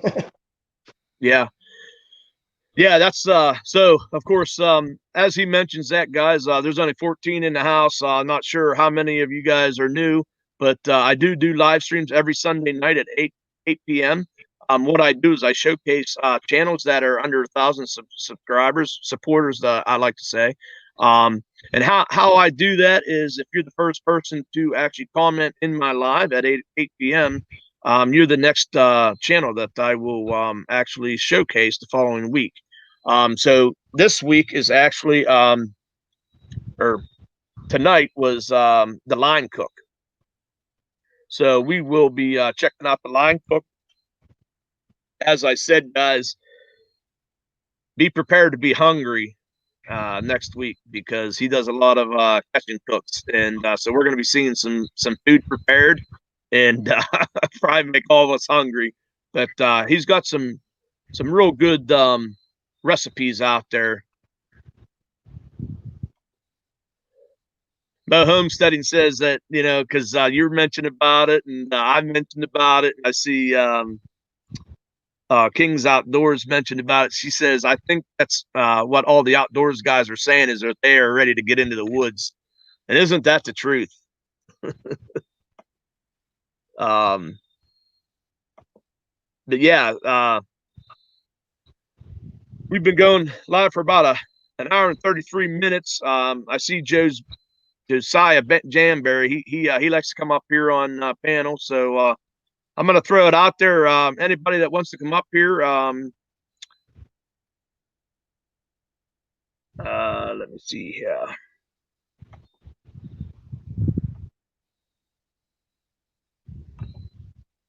I'll put that in the link there.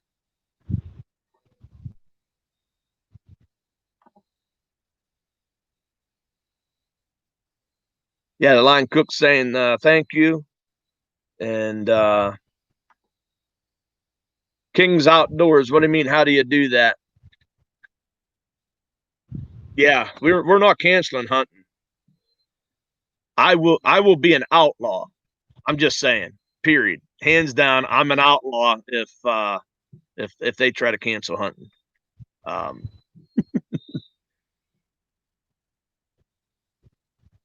NKR Fishing and Outdoors. Nice to see you in here, and we'll make sure we get you shouted out, and make sure people know that your channel's out there. Make sure you're working to you got to put the work in. Your channel is solely on your work, the work that you put in. You gotta get there, make the videos. You got to get over to other people and support them. They'll come support you. That's the biggest thing, a lot of people don't realize, is you got to put the work in. You want to get the reward, and that's in life. That's everything in life. You want that job. You got to go out there and prove that you deserve that job, and then it will be rewarded to you. same thing here. You know, you want the people to come and check you out. You got to go check them out. You got to support other channels. You know, make sure you're doing all the work as well, making your channel great as you can, and people will come. We got Josiah Danbury. How we doing there, buddy? Boxy, how you doing? Doing good. I'm going to try and move us around here and see if I can. There we go. That's a little better. So, how's the weather up your way? You guys got this cold snap coming through? Yeah, we got a cold front. We got a little bit of rain, but shoot, our creek that goes around our property is bone dry practically, and generally it's like 5 foot Yeah. deep. So it's still dry. Yeah.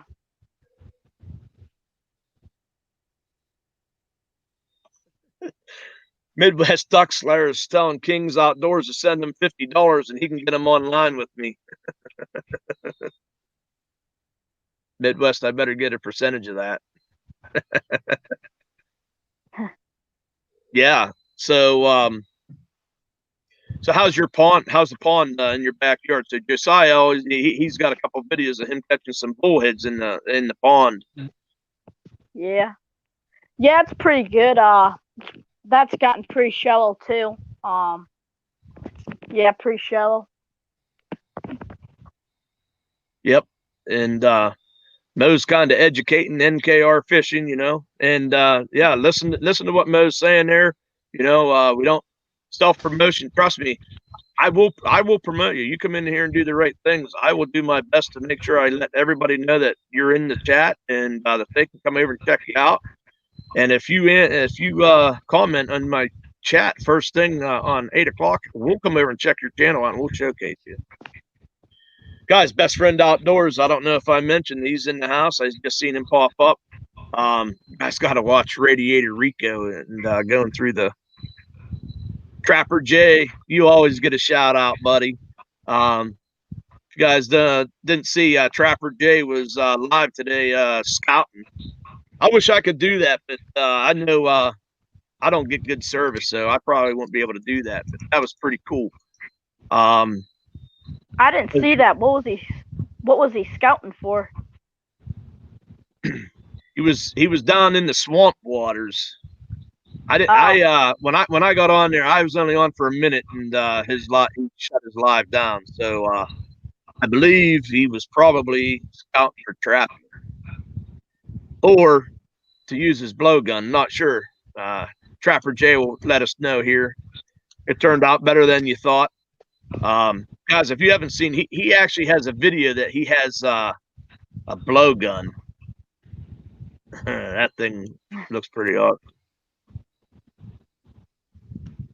No, she didn't even get a notification. I didn't get a notification either. I was on here just trying to get ready for beaver spots. Yeah, they're drying up.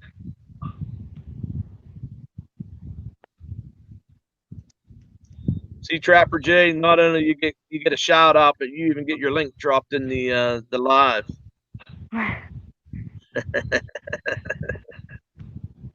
Oh, okay. Well, let's see. Let's get Mr. Kingsbury Outdoors. How's everybody doing this evening here? Doing good. So do you owe Midwest Duck Slayer $50? What's this about the $50 now? Midwest Duck Slayer said that if you gave him $50, he would pick up on panel with Foxy. If I give him $50, well, he's going to have to hold on that for a little while. We're just getting fired up here. Oh, somebody's got to get their YouTube quieted down there. I got feedback coming through. So, you still got feedback coming through? No, I think it was I don't know if it was either you or I know Frontier looked like he might have been checking something out. Yeah.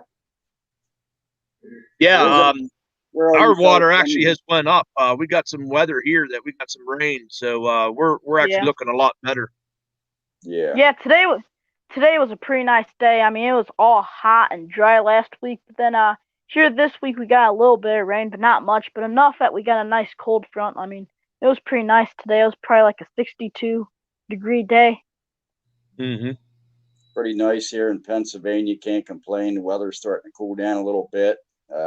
Thinking about all them nice days to be able to have out here in the fall here pretty soon, tromping around.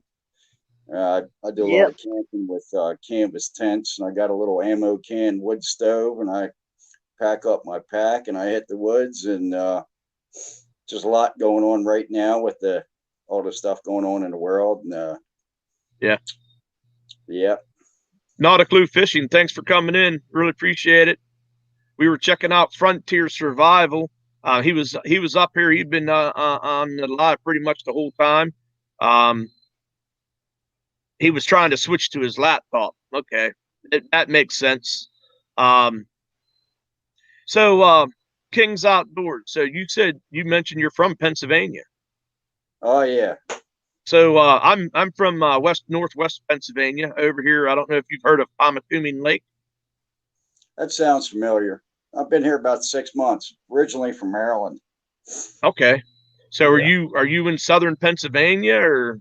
I'm outside of York. I don't want to give a specific location at the moment. Yeah. Okay. You're about central Pennsylvania then. Yeah. You're so if you look basically right on the border of Ohio and Pennsylvania, there's a state park there. I live real close to that lake. Geo Bushcraft that's in the live as well. He's from this area too. Okay. So we're fellow Pennsylvaniaites. Yeah. You might not be you live in Pennsylvania now, so we'll call you Pennsylvania. I'm still a greenhorn. Haven't been here long enough. Greenhorn, okay. Yeah, still very greenhorn. well. Yep. Geo Bushcraft only lives like 6 miles from me. 6-7 miles. He's right over my shoulder here. You guys back in the sticks?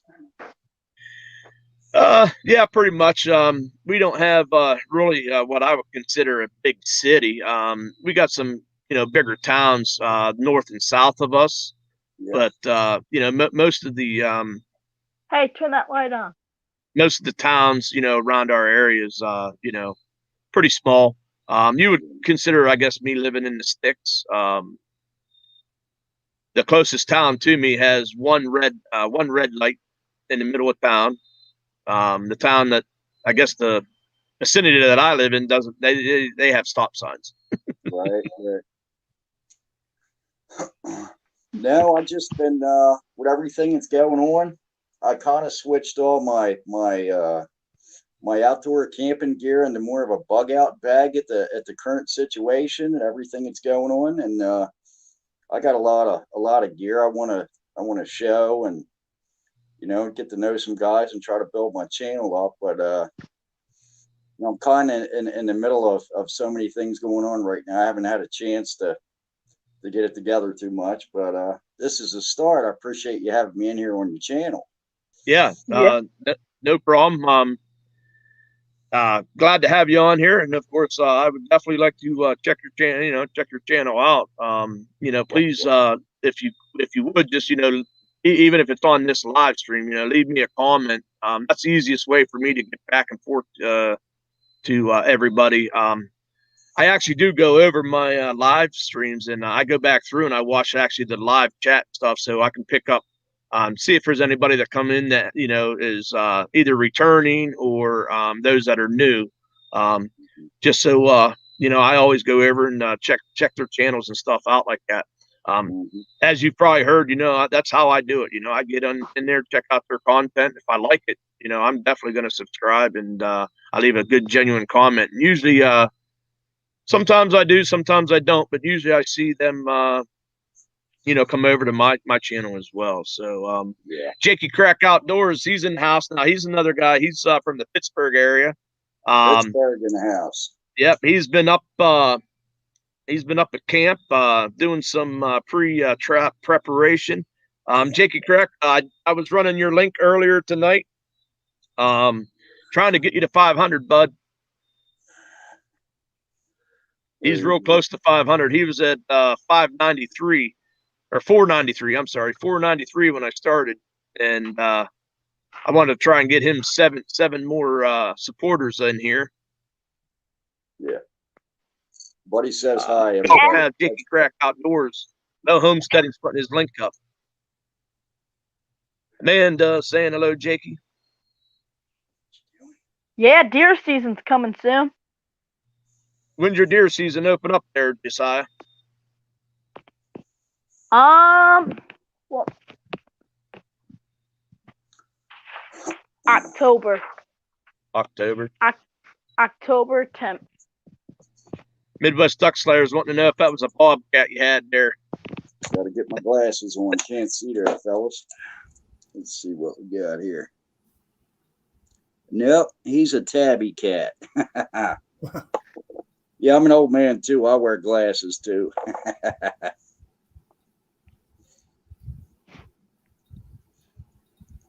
I got to wipe these ones off a little bit so I can see out of them better. There we go. Now I can see who I'm talking to. I don't know what's going on. I got a lot of buffering going on. I don't know if they're trying to tell me it's Nicholas Green Outdoors. Whose link you looking for? I've let all my mods know, Nicholas, that we can share. We can share, anyone's links in here. But the two main links that I want is Frontier Survival. He's our showcase for tonight. He's up here on panel with us. His name's Heath Ward. Guys, he's from Eastern Kentucky. If you missed the live, the first part of it, go back and watch this replay, and you'll get to see his what his channel is all about. We also have King's Outdoors. Just moved to Pennsylvania here recently, and he's new to Boxy. But we'll be checking out King's Outdoors as well. And then we got Josiah Danbury. If you don't remember, just several weeks ago, we did his channel as well. But I want Frontier Survival and I want Jakey Crack Outdoors. At least those two, if we can get their links running. And then I know N&T Outdoors, I saw Mo put theirs up as well. Help each other out here. We got 20 in the chat here. Nice to see everybody make it in here. Frontier Survival, Heath Ward, guys. That's the channel we're trying to help support. Like I said, we got to do it the right way. You got to get over there and watch it. Watch one of his videos, guys. Watch it in full, and make sure you give that thumbs up. Make sure you leave a genuine comment. And I'm sure when we looked at your numbers, you were at what was it, 395, and then it slipped back to 391. Yeah, a lot of times what happens is people will go over there and they'll sub to you, so you'll see that shoot up. But they may have, and I hope what they did was, clicked on watch video later. And then when they come back and they watch that video and they leave that comment, and that'll stick and it'll show back up. Yeah. Yeah, I've had a few comments already of some people that subscribed that supported during this live stream already. So That's all right. I mean, I'm not looking to, it's great to get supporters and all, and I appreciate it very much. I'm not really looking to get monetized with this thing. I mean, I just love what I do. I mean, that's just all I really got to say about it. Once I get some more content out there, things will start looking up even more, I'm sure. I mean, this time last year, I had like 15 subscribers. Wow. That's about where I'm standing over here right now. So I'm taking it all in. I'm learning. Yeah. So King's Outdoors, you have content on your channel then? What's that? Pardon me? You have content on your channel? I have one video. I uploaded a video, my first video. I had stage fright for the longest time. Right. I was a musician. I had the same thing. But anyway, yeah, I had stage fright. So finally I got enough nerve together. It's totally all screwed up. The wrong camera angle. You can't see me in the whole nine. Bad lighting. But I put it up there and I was able to to talk for, 10 or 15, 20 minutes or so, I guess. And, so I'm working my way up. I gotta gain, a little bit of experience here and there. So I kind of jumped in here. I said, hey, you offered to have me in here, so I figured I'd jump in with you. I said that'd be good for me. I was totally unplanned. And hey, that's if you're up here on panel, the stage fright is now gone. Yeah. It definitely does get a lot. It does get a lot easier, and you know what the best part's going to be is once you start doing this and you start doing the videos and you start getting the subscribers, go back and watch your first couple of videos, and you'll get to see how far you've come. And I see Heath over here shaking his head. Mhm. I see Amanda said that she actually watched one of your videos and has commented on it. Yeah. Nicholas, I did post that link if you want to scroll real quick, if you wanted to come up here on panel. Nicholas Green Outdoors. He's another one that lives right here by me. I don't know if you guys know him. He does a little bit of everything as well. He does some bushcrafting stuff. The biggest thing that put him on the spot was I think it was 40 subscribers. He did a camp out, 40-degree weather, I think it was, snow, and he was in a tent. I've seen that video, and I support Nicholas. Yeah. I'm not sure where Nicholas is in relative to me, but I know he's lived in a couple of the neighboring towns that I live by. So I know he's real close to me. We haven't met up yet, but someday him and I maybe can do a collab.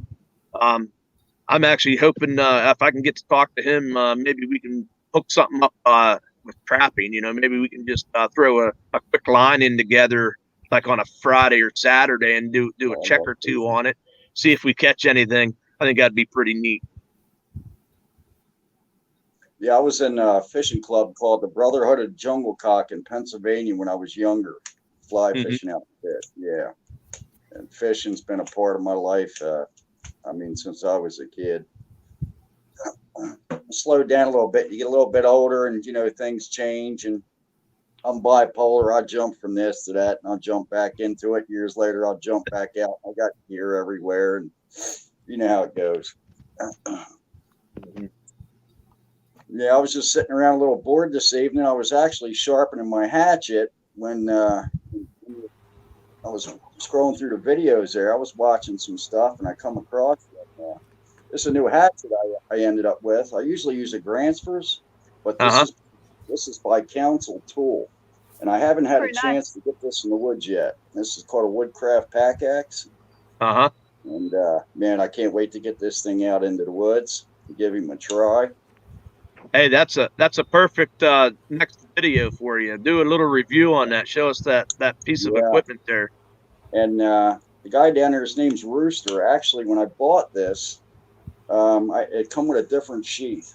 It was almost identical to this one, but it was missing a couple rivets. And I wrote the company, and he wrote me back the following day, and he said, I think I have another one laying around. And for the wildlife hatchet, or axe rather, the Woodcraft Pack Axe is what it's called. Sorry about that, guys. The one I had was missing this rivet and this rivet. And what that was happening, the problem was rotating without those rivets. It would actually rotate off the axe head. And I told him I was a little concerned carrying it on my pack because I want to strap this on my pack. And he told me I had one of the early ones without the two rivets. He said, write us. He said, I'll send you one. But this thing's amazing. If you guys like Gransfors, hatches, and axe, man, you ought to check out Council Tools. I'm blown away. And the end of it's even hardened, so you can drive stakes and pound with it. But I figured I'd throw that in there. But good stuff. What are you drinking over that way? Tease that, huh? Y'all on sweet tea. So Nicholas, how you doing? Good. I've been ginseng hunting. Oh, you've been ginseng hunting. Okay. Well, scouting now, but tomorrow's the opening day for it here. Oh, okay. So I'm glad you brought that up because I see that. Matter of fact, Coffee Outdoors. He talks about ginseng and hunting. So Pennsylvania does have a ginseng season. Yeah. It can't be on. Well, it's September 1st to November 30th.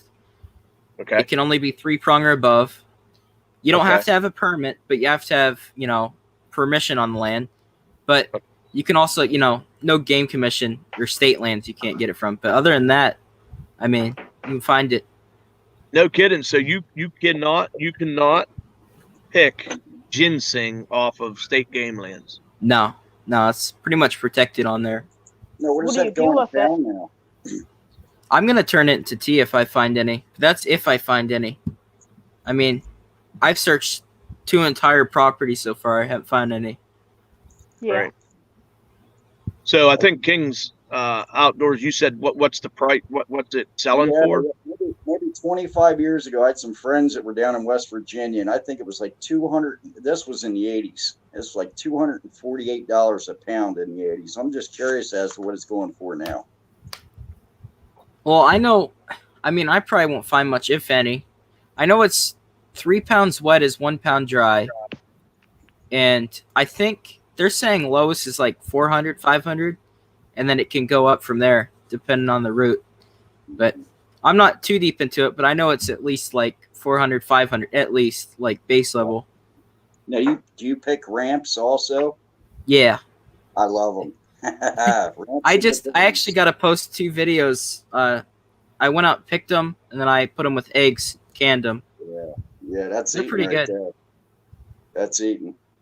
So Heath, down there in Kentucky, I'm sure up in those eastern mountains, you probably got ginseng growing up through there, right? Oh yeah, you can find it. Mostly if you go down in the deep hollows of the area is where you can find a lot of it. I mean, I've seen it a few places around where I live. Probably not in abundance, but there's areas where it is abundant. I know a few people that hunt it quite often, and they don't make a living doing it, but it helps them out pretty good. Right. Yeah. Right. It's illegal to pick it in Michigan. There's not much of it. Allowed to pick it in Michigan. But it sounds Yeah. like what Nicholas is saying as well is in Pennsylvania, you almost got to be on private land. You can't pick it on any state land. Yeah. So that was that's pretty interesting. I always had wondered, and I never looked into it, but that's pretty awesome there. Well, I was in 2 little valleys, and it was dark. And I looked on the north-facing hills, and I found a spot that was really far out, and I started seeing bloodroot, which is a good sign for that. And I couldn't find any. And there were spots where, because I watched a video, there was a guy that's like really experienced with it. He said wherever the ferns grow, usually, it's not all the time, but wherever those grow, it's like the right soil for them. And I found a spot along the side of the creek, and it was loaded with ferns. So I got to go back out and check again. The problem is, I feel like the turkeys and the deer kind of munch on them because there's so many deer trails through where I was hunting, and they love ginseng. So I don't know if I'm gonna have any luck. Yeah, well, keep on looking. I'd be that I think it'd be exciting. When you find it. Yeah, that's just something that when you seek after. I can remember morel mushrooms, and going out there and looking for those. And Love them. when I found my first one, my goodness, you'd have thought I shot a trophy buck or something, man. I was like hooping. I was like, whoa, pretty cool. I was like that the first time I found fat wood. Yep. And that's just what's so cool about stuff like that. And I tell you, my favorite thing to do with the morel mushrooms is to make I guess you call it an everything omelet, but I put the peppers and onions and some morel mushrooms in it, and it's so good. I like to fry them in butter. What's that he likes? Fry 'em in I butter. like to. Yeah, Yeah, he fry tastes them good in in butter. butter. yeah. I sent you because I remember I sent you the Facebook post I did when I got because this year I've got my first morels, my first oyster mushrooms, which are, I know they're common. My first pheasant back mushroom, and the ramps, and I want to get the ginseng. So if I could get all of those like first within the same year, that'd be nice. Yeah, that'd be awesome. That would be awesome. And I still have dried morels. I dried a lot of them, and I fried the 2 big ones I got. Mm-hmm. So I actually, those young guys can get. Pardon me, I said them young guys can get around in them woods a little quicker than us older fellows. Yeah. When I was young, I could get all over the woods, and now I'm about 50 years old. You slow down a little bit. You take a couple spills. I wrap up my left knee, and I wrap up my right ankle, and I can make my way with my pack. But I get out running around 5-6 miles up and down. Yeah, you slow down a little bit when you get a little older. Right, I hear you. May apples equal morels. Yet, I also saw like the May apples or the umbrella plants. They said you'll find ginseng around those too, like in those areas. Yeah, but they're all dying off here.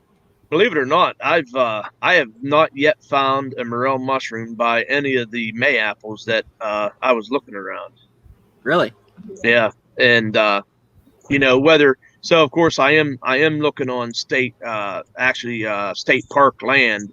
So I might not be the only one in there looking at them or looking for them. But this one area that I found, it's actually a low-lying area, and it's kind of damp in that area. And I find them all the time in there. Oh, I got something to show you. So Mo says that she likes to deep fry them in the South. Midwest duck slayers, Italian breadcrumb and bacon grease. And here we are. We're talking about food, so we're going to make everybody hungry. The line cook says they're so good. I'm sure he's probably got a good recipe for them as well. Mine, I put butter in the pan, in like a little cast iron pan I had, and I just put light flour on them, so it's not like tons of flour on it. Mm-hmm. Right.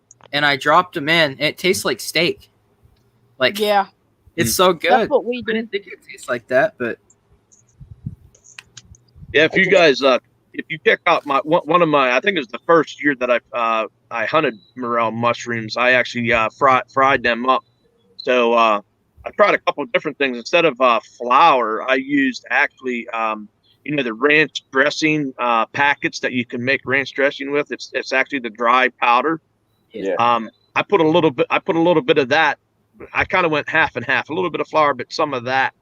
And I fried that up. And believe it or not, when you ate it, you actually had that ranch flavor with it as well. Yeah. So like you didn't have Dorito. to damp it. Yeah. my morels. Oh, sorry. Oh, it's all right. I was just going to say, I just picked up a new camp knife for my little cook kit, my little Stanley kit here. I'm one of them guys carry one of these with a little stainless cup with all my stuff down in there. But I picked up one of these little open L knives. It's a little open L number 8. This is the one that's in carbon. Now it locks closed, so it won't open in your pocket. And then you turn this, then you unlock it. But this is going to be my dedicated little cook knife for my kit. I advise you guys to check these out. These little open L's. I think this thing was like $18, and I'm amazed. They're made in where they made France. It's like razor sharp out of the box, and I can't wait to get that out in the woods. I got all this gear. I can't wait to get out there and cook. I love cooking. Like you guys are talking about food, I'm ready to throw my pack. I want to go out the door right now.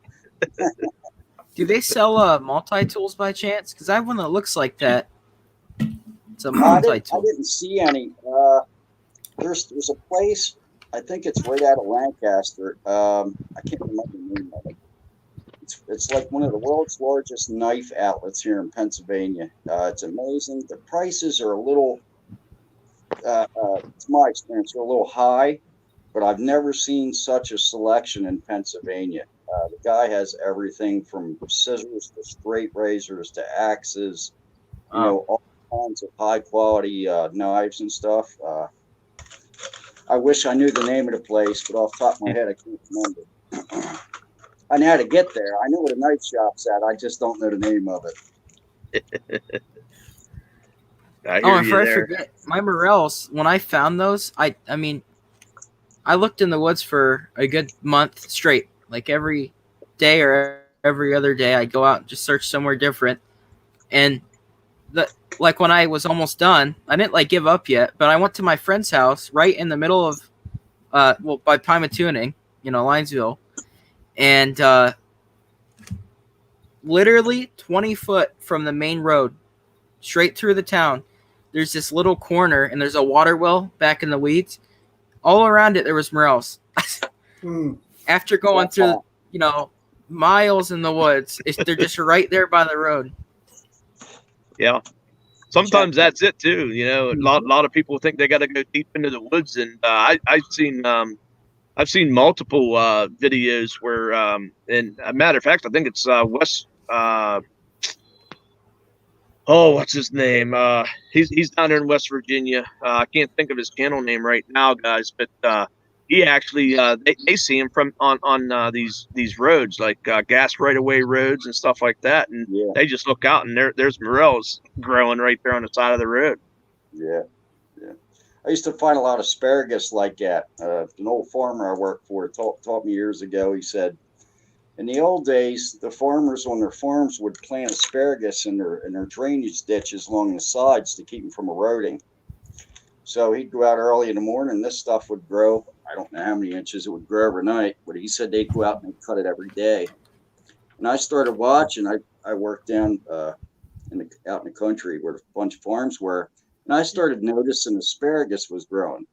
So I started with my little box every morning. I'd go out there and I'd cut 5 or 6 pounds of asparagus every day. All the neighbors had asparagus, but yeah, it's pretty neat how that stuff works. I got this in the mail.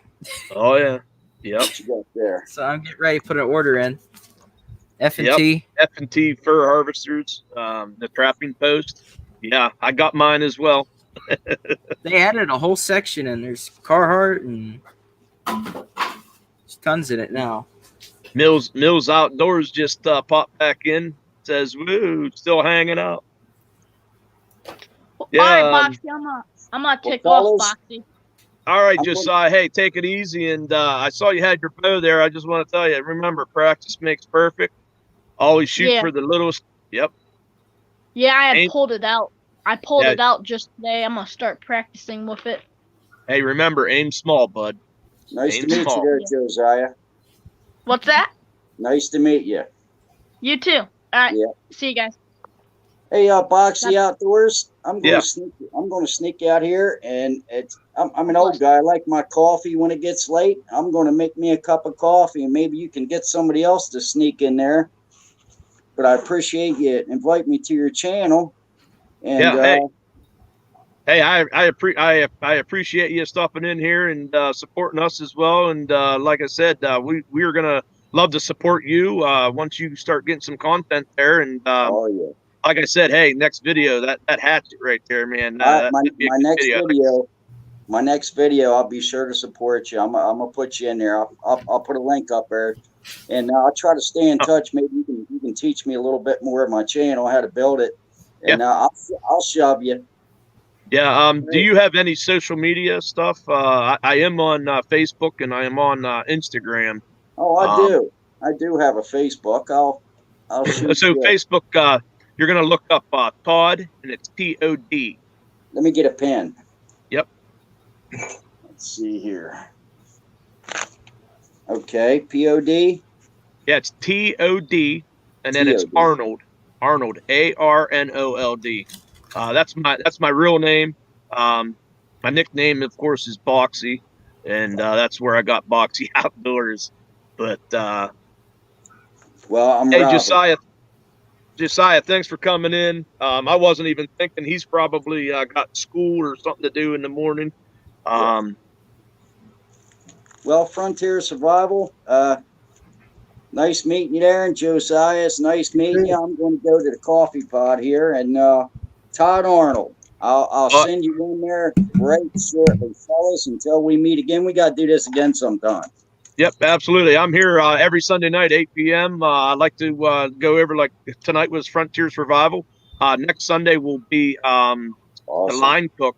And And as once we get done going through their channel, I'm going to start bringing people up on panel. And of course, we want to check out these people over here in the chat because they're what makes these lives, go. All you guys. Right. So that's how I just got in here. Everybody else out there, sub me. See you guys. All right, see you bye. later. All right, so we still got people out here. Some of my mods putting Frontier Survival on the link and stuff like that. Midwest Duck Slayer, he big guy, 45. Thanks for coming in. I try not to cut people off, and I just pop up their comment here. But I just want to thank everybody. NKR Fishing and Outdoors. Hey, bud, thanks for coming in here. I'll make sure, you come in here next week and we'll shout your name out. We'll get your link thrown up there and just make sure you're doing your part. And I know you're young and we will help you out for sure.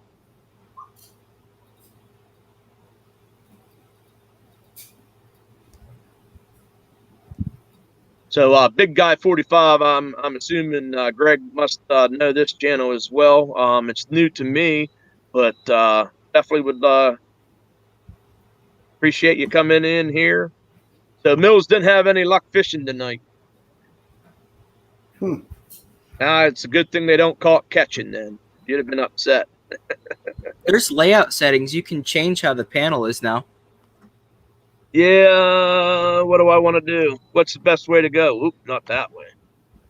There you go. Is that better? I didn't know if you knew or not. I didn't know what you liked better.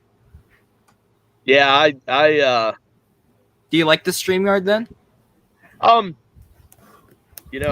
kind of an old fella, and that's the thing that I went to, and what I like about it is I just found out how to share my screen. Yeah. So what's nice is I was able to bring last week was After 5 Outdoors, and it was pretty cool. My first time sharing and stuff. So now when I'm watching these videos like I did this week on Frontier Survival, and so I'm looking for now there's another whole element to it. I'm like, well, what do I want? What am I going to want to show in his channel and stuff? But I got to be very, very cautious too, and I reached out to him just as well as I did After 5. In one of his videos, I commented, that I would like to share some, part of the video. The biggest thing for me is I don't want to show the whole video because I want people, unless it's like a minute long video and stuff and it's talking about the channel and stuff like that. But I want to make sure that people are going over. I don't want them. Oh, I already saw that video, so I don't. I'm not going to watch it. I just want to show you just a little sneak peek of the video, so then people will go to watch it. But I've been watching your muskrat trapping videos, and right after I go to Trapper J and watch his that I didn't see. Yeah, Trapper J is always an awesome channel to go and check out, and he's doing a lot of stuff and putting out a lot of content, and you can see his channel is just thriving, and couldn't happen to a better guy. So whenever trapping season comes in, I go through the cycle of channels, the trapping channels, even if I already seen the videos, and just because I can't wait. So Mills Outdoors is saying fishing is about over for him. He's got to start looking at hunting. That's usually what happens to me. The fall, I really kind of start gearing towards, I'm thinking if I'm going to spend time doing something outdoors, I'm going to be 20 foot up in a tree hanging than to be sitting on a lake trying to catch fish. I haven't went hunting in, man, like deer hunting or anything for probably 6 years. I mean, I've always done the trapping, but this year I might actually, I know I'm squirrel hunting, but I might go after a deer. Yeah.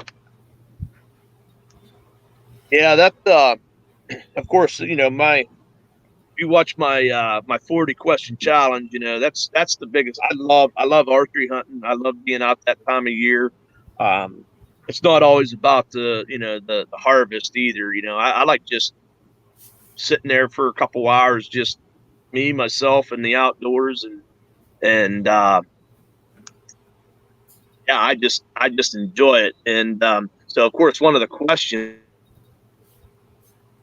is, you know, I mentioned, well, it's, to me it's archery, and my wife and daughter were sitting there when I was actually doing this answering these questions, and I say that, and they start laughing at me. And my wife says, "Well," she says, "your new hobby is this YouTube thing," because she says you do it an awful lot more than you archery hunt. So I wish you know, I didn't suck so bad at archery. you know, it does take a lot of practice, and Yeah. but today's equipment, you get yourself a nice, you know, you can get a fairly cheap bow and get yourself set up. And it's amazing how, if you go to the right place and have it set it up, all you got to do is put that little pin right on where you want to shoot. Wow. I'm actually getting a I don't know if you've seen them, but the AR-7 from Henry Rifles. Mm-hmm. They're sending me the AR-7 is the survival kit. And like when it's winter, I want to do video. Like if I was to, you know, like they'd have it in their planes, the AR-7. If I was to be dropped out and then I have that, I want to do like a 3-day challenge with it. Oh, And that'd be cool. Like during squirrel season, so you know, I can shoot squirrel and stuff. But Yeah, I'm gonna try to do some challenges.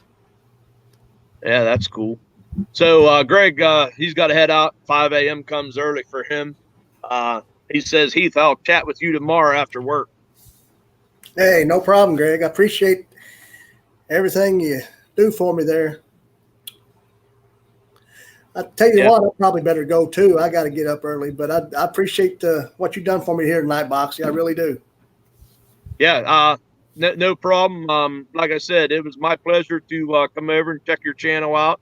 I watched all 21 videos, and I really hope that by showcasing your channel, we got you out there a little bit. I know it's not all about getting monetized and stuff for you, but you know, it does make you feel good when you know, people start watching your content and are happy to share it out. So like I said, great channel. I wish you the best, and you'll see me back in your channel and your comments. I'm sure of that. Oh, I appreciate it. Yeah. Yeah, just keep watching, and you know, hopefully, you know, I'll be able to get some more content out soon, and want to try to at least do a couple videos a week, and hopefully, you know, things will just look up from there. I did check it a while ago, and I'm back at 395. So yeah, and I think you'll see. That'll probably go up a little bit as people start watching and actually commenting on your videos. That'll probably push up over there. Oh yeah, it'll be all right. Yep. But thanks again, and I'll be back next Sunday to watch. Absolutely. Thanks again. I really appreciate it, and you have yourself a blessed week. And good to meet you too, Nicholas. Yep. Nice to meet you. Oh, there's Tubby Guy Outdoors coming in the back door there. How you doing tonight? He was at my cousin's, just got home. Yeah, so I actually Tubby Guy Outdoors, I just watched one of his videos. He was bass fishing, and then he has a shore lunch. So guys, you want to check that out. Hey, you were saying about you know, me and you could set traps, and you know, since we got same licenses, everything, that's fine. It's, you know, it's like no different. So that'd be cool. Yeah, like I think, a muskrat line. Yeah, I think that'd be kind of cool. You know, I know there's a couple couple creeks up, probably between you and I up there near Linesville and stuff. There's a little creeks or something like that, and maybe we can, like I said, even if we just do it, like make it a, you know, we'll videotape us setting some traps, and then we go in and see if we catch anything. And it doesn't even have to. Maybe it's just throwing up a couple dog proofs or some coon traps. Or I'm gonna really pound on mink this season. I'm mainly going after water this season and some red fox that got my duck. I'm gonna get them all now. So. Yep. But you got to get rid of them, right? Yeah, they're Trap gone. them up. They're gone now. Yeah, that's that'll be fun to do. So definitely and usually right around that first week of so when archery goes out before rifle season comes in, that's usually when I try to set a lineup just for that week or two, and then I'll pull them back. I'll pull them out, and then usually right after rifle season goes out, then I'll start trapping. Just because I do a lot of trapping on the game land, so if I got a dog bouncing around in a trap, and and we're rifle hunting, someone's going to either shoot it, take it, or But yeah, maybe sometime in between there, we'll hook up and maybe show a collab with these guys of us setting them and then going in and checking them the next day. That'd be pretty neat. So it'd be fun. Midwest Duck Slayer, he likes the old pinkies up. He likes it when I get the old pinky going when I drink my tea. I was just having some of that earlier. Well, it's not Pure Leaf, it's Lipton, but I haven't had Pure Leaf in a while. Believe it or not, Nicholas, this it's a Pure Leaf bottle. Is that what you left out in the sun? Yeah, well, I didn't leave this one out in the sun, but if you look though, when I bought it, I did buy unsweetened black tea, and then I have this container, and it's just it fits in the refrigerator. It's not like a big 1 gallon thing, but I just I take the hot water and put my tea bags in there. That's the easiest way, hot water, put the tea bags in there. Once it steeps and I got my tea, then I pour it into that jug and then I throw it in the refrigerator. But when I go to Montana next year, I'm just going to take a whole container full of tea bags and hot cocoa. Yeah. I'm doing good. So you're going up to Montana? Yeah. Do you know Sty North on YouTube? Yes. Yeah. I do. Me and him are going to Montana next spring.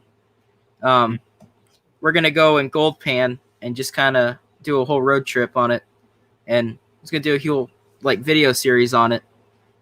But to Gold Pan and look around through spots like that, I've never really left PA that much. So yeah, that'll be a cool trip. Yeah. And he knows the area too, so it's not like just getting thrown into up there. Yep.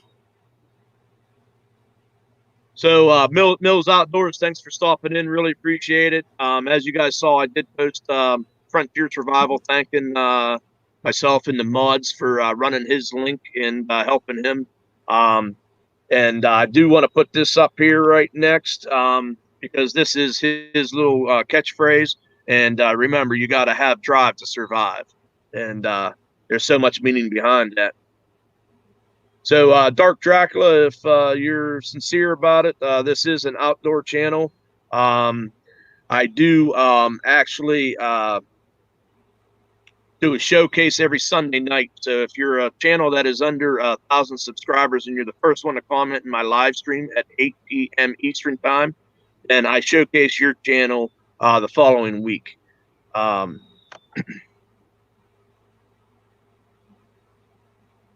So big guys 45's a music nut that likes the outdoors as well. Hey, nothing goes better than music in the outdoors.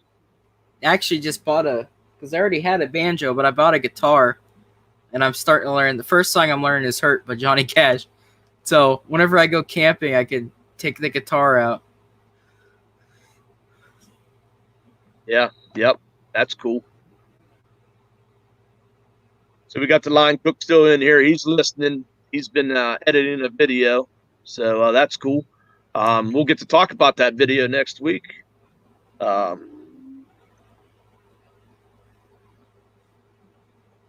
Hey, thanks there, Kings Outdoors. Are you just going for, like the normal trap line, or are you going after certain things? Like you set more traps for certain, or? Well, so last year I did, I was trying to trap for mink. Um, and I I was actually focusing on mink, and believe it or not, I hadn't caught one last year. Now I have caught three since I've been trapping. I have caught three mink, and I just wanted to try to do like you said, just kind of Yeah. set for them. And the harder I tried, It's best to the set for worse it got. muskrat, set for Yeah. muskrat, and then you think it's Well, and that's the thing. I only caught like three or four muskrat last year. Now, work had a lot to do with it, so I'd be able to like run a line for a week or so, and then I'd have to pull it, and then I put another line out for a little while. The biggest thing, um, the biggest thing was I was doing some training for work that I was going to Rice Lake, Wisconsin, and so I'd go up there for a whole week, and then I'd get back and I'd set my line and stuff, and then of course I was going up like every two. I had to go up there twice, and there was like 2 weeks in between the two times that I went up. So this year I'm hoping to do a little bit better. the thing the funnest thing I do, and especially for PA because it's very hard to catch them, in my opinion.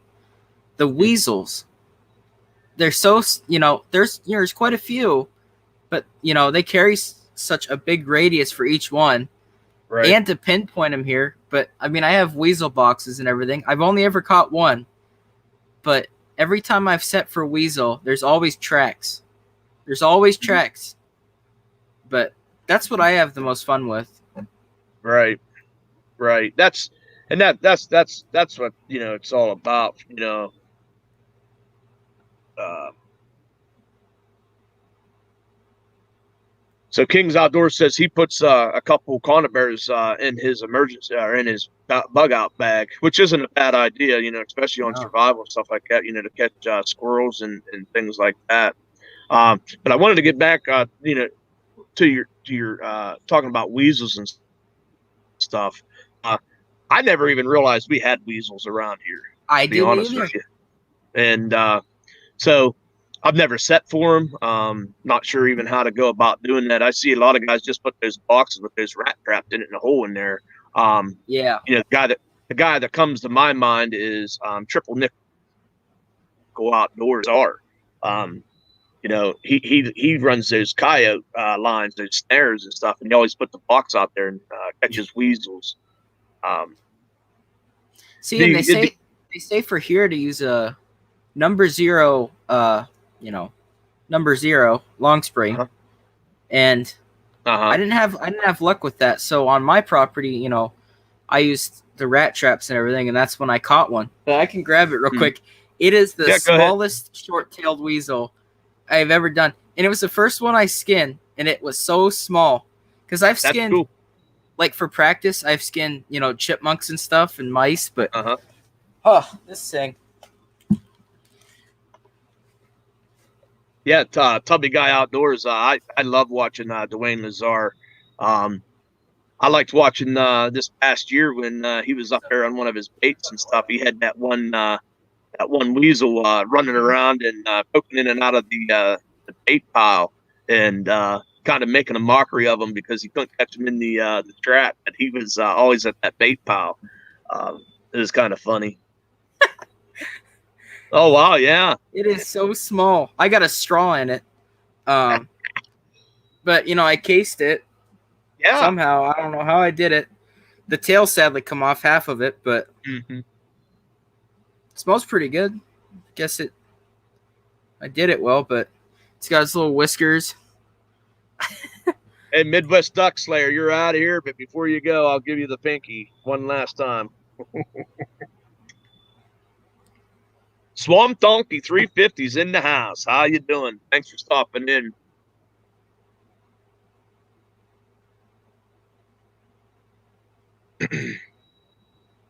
So nice to see that we're doing well here, and you got the trolls flowing in here. I think we got a couple playing around right now. You had a weasel.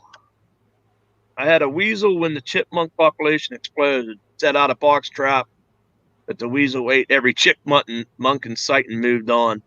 That's not a bad thing. We got a bunch of chipmunks here, and maybe I need to go get myself a weasel to take care of it. The good thing about weasel boxes now, well, I don't know why I said now, but the good thing about a weasel box is you catch your bait in it. Oh, I got a mouse. Just put it in the back of the box. Yeah. And there's your bait. It supplies all its you own gotta bait. do, you gotta have one little tiny jar of, weasel gland lure, and that goes a long way. So yeah.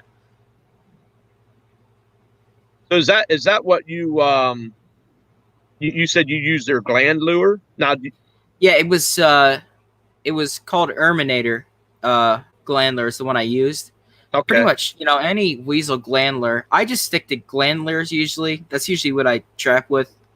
I don't really go other than that. I mean, I use bait for coyote and stuff, but for the weasel, I just use the mice and then just a weasel all call gland lure. That's and cool. And it's funny, I only caught one, and I was surprised. I thought, because for like a month and a half straight, I had him out, and I check him every day after school. And I thought, maybe one of my parents, just to make me stop doing it, was to order one off eBay or something to put in the box. But yeah, I mean, I actually caught it because I saw the tracks. Yeah, that's cool. But I have seen their tracks around my other weasel boxes, so I know there was other ones. But it said they cover like a mile radius or something crazy. Yeah, that is crazy for the size of an animal. Yeah, that. I know there's the one spot that I trapped down here by the lake. It to me it says that I would catch weasel, where I see like people setting up for weasels and stuff. But of course I've never set up for them. I didn't think we had weasels around, but I thought, heck, if there'd be a weasel, that's where it'd be. But I might have to start setting for them, just see what happens. I found, like where I caught that one, there was a beaver dam in our yard, and it was, it was flooded and it froze over. So I walked out, and between the little like marsh shrubs that were out there, I set a couple, and this is where that was. It was on top of the ice by the beaver dam. So he's probably sneaking across, going into the beaver dam, looking for mice, going around.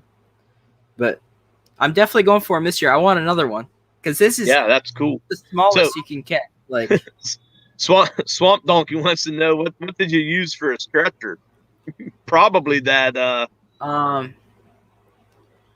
For the stretcher, I tried to fit it on a weasel board, because I have weasel boards. And there was a small female weasel stretch board. It wouldn't even go on. So I think I actually used the straws that are in here just to keep it open, so air got in. But I didn't have anything to stretch it with. I mean, I was going to say you might have been able to use a popsicle stick. Even one of those wedges, like the pack of wood wedges, that wouldn't fit in. I tried it. It wouldn't fit. It's that small. Hey, but you caught it. The chipmunks I have are bigger than this thing that I have skin. I have probably 10 chipmunk skins that I have. And this thing, I mean, and this thing takes down rabbits. Like, I don't know how that works. Yeah, that's amazing. So I am probably going to have to wind this down a little bit. I really appreciate you coming up on panel. It's always great to talk with you, Nicholas. And I'm serious, man. We need to do that collab. I know we can. I know we're hooked up on Facebook and all that stuff, so we can definitely make sure that we communicate back and forth to make that happen. But it'd be awesome to do a collab and set a little trap line, whether it's mink, muskrat. Maybe we'll throw a weasel box out there, and you run the streams or whatever and settle on that. Yeah. The field guide says weasels are little devils. There's stories of this thing killing whole flocks of chickens, and leaving. So, Tubby Guy is saying that Shiner is still live. I was afraid that he might not be live anymore. So, let's go ahead. There's 9 of us in the chat here. So, if somebody can hook up the Shiner Guys link there, we'll head over to Shiner Guys and check him out for a while. Make sure you boxy raid when you go in there. And but I just want to say there's 10 in the chat now, and I appreciate that everybody come in and supports not only this stream, but we support the showcase channels, and of course any other channel that comes in. King's Outdoors, nice to meet him tonight. That's pretty cool. Can't wait to see his channel start and take off. So everyone have a blessed week. I may, believe it or not, try to go live during the week, probably during the day. Just try to help my channel out as well. So guys, hit that. Mo Homesteading has put it up, that Shiner Guy. Please get over there. I appreciate everybody. Have a blessed day, and I'll see you over in the Shiner Guys live. Take care there, Nicholas. Yep.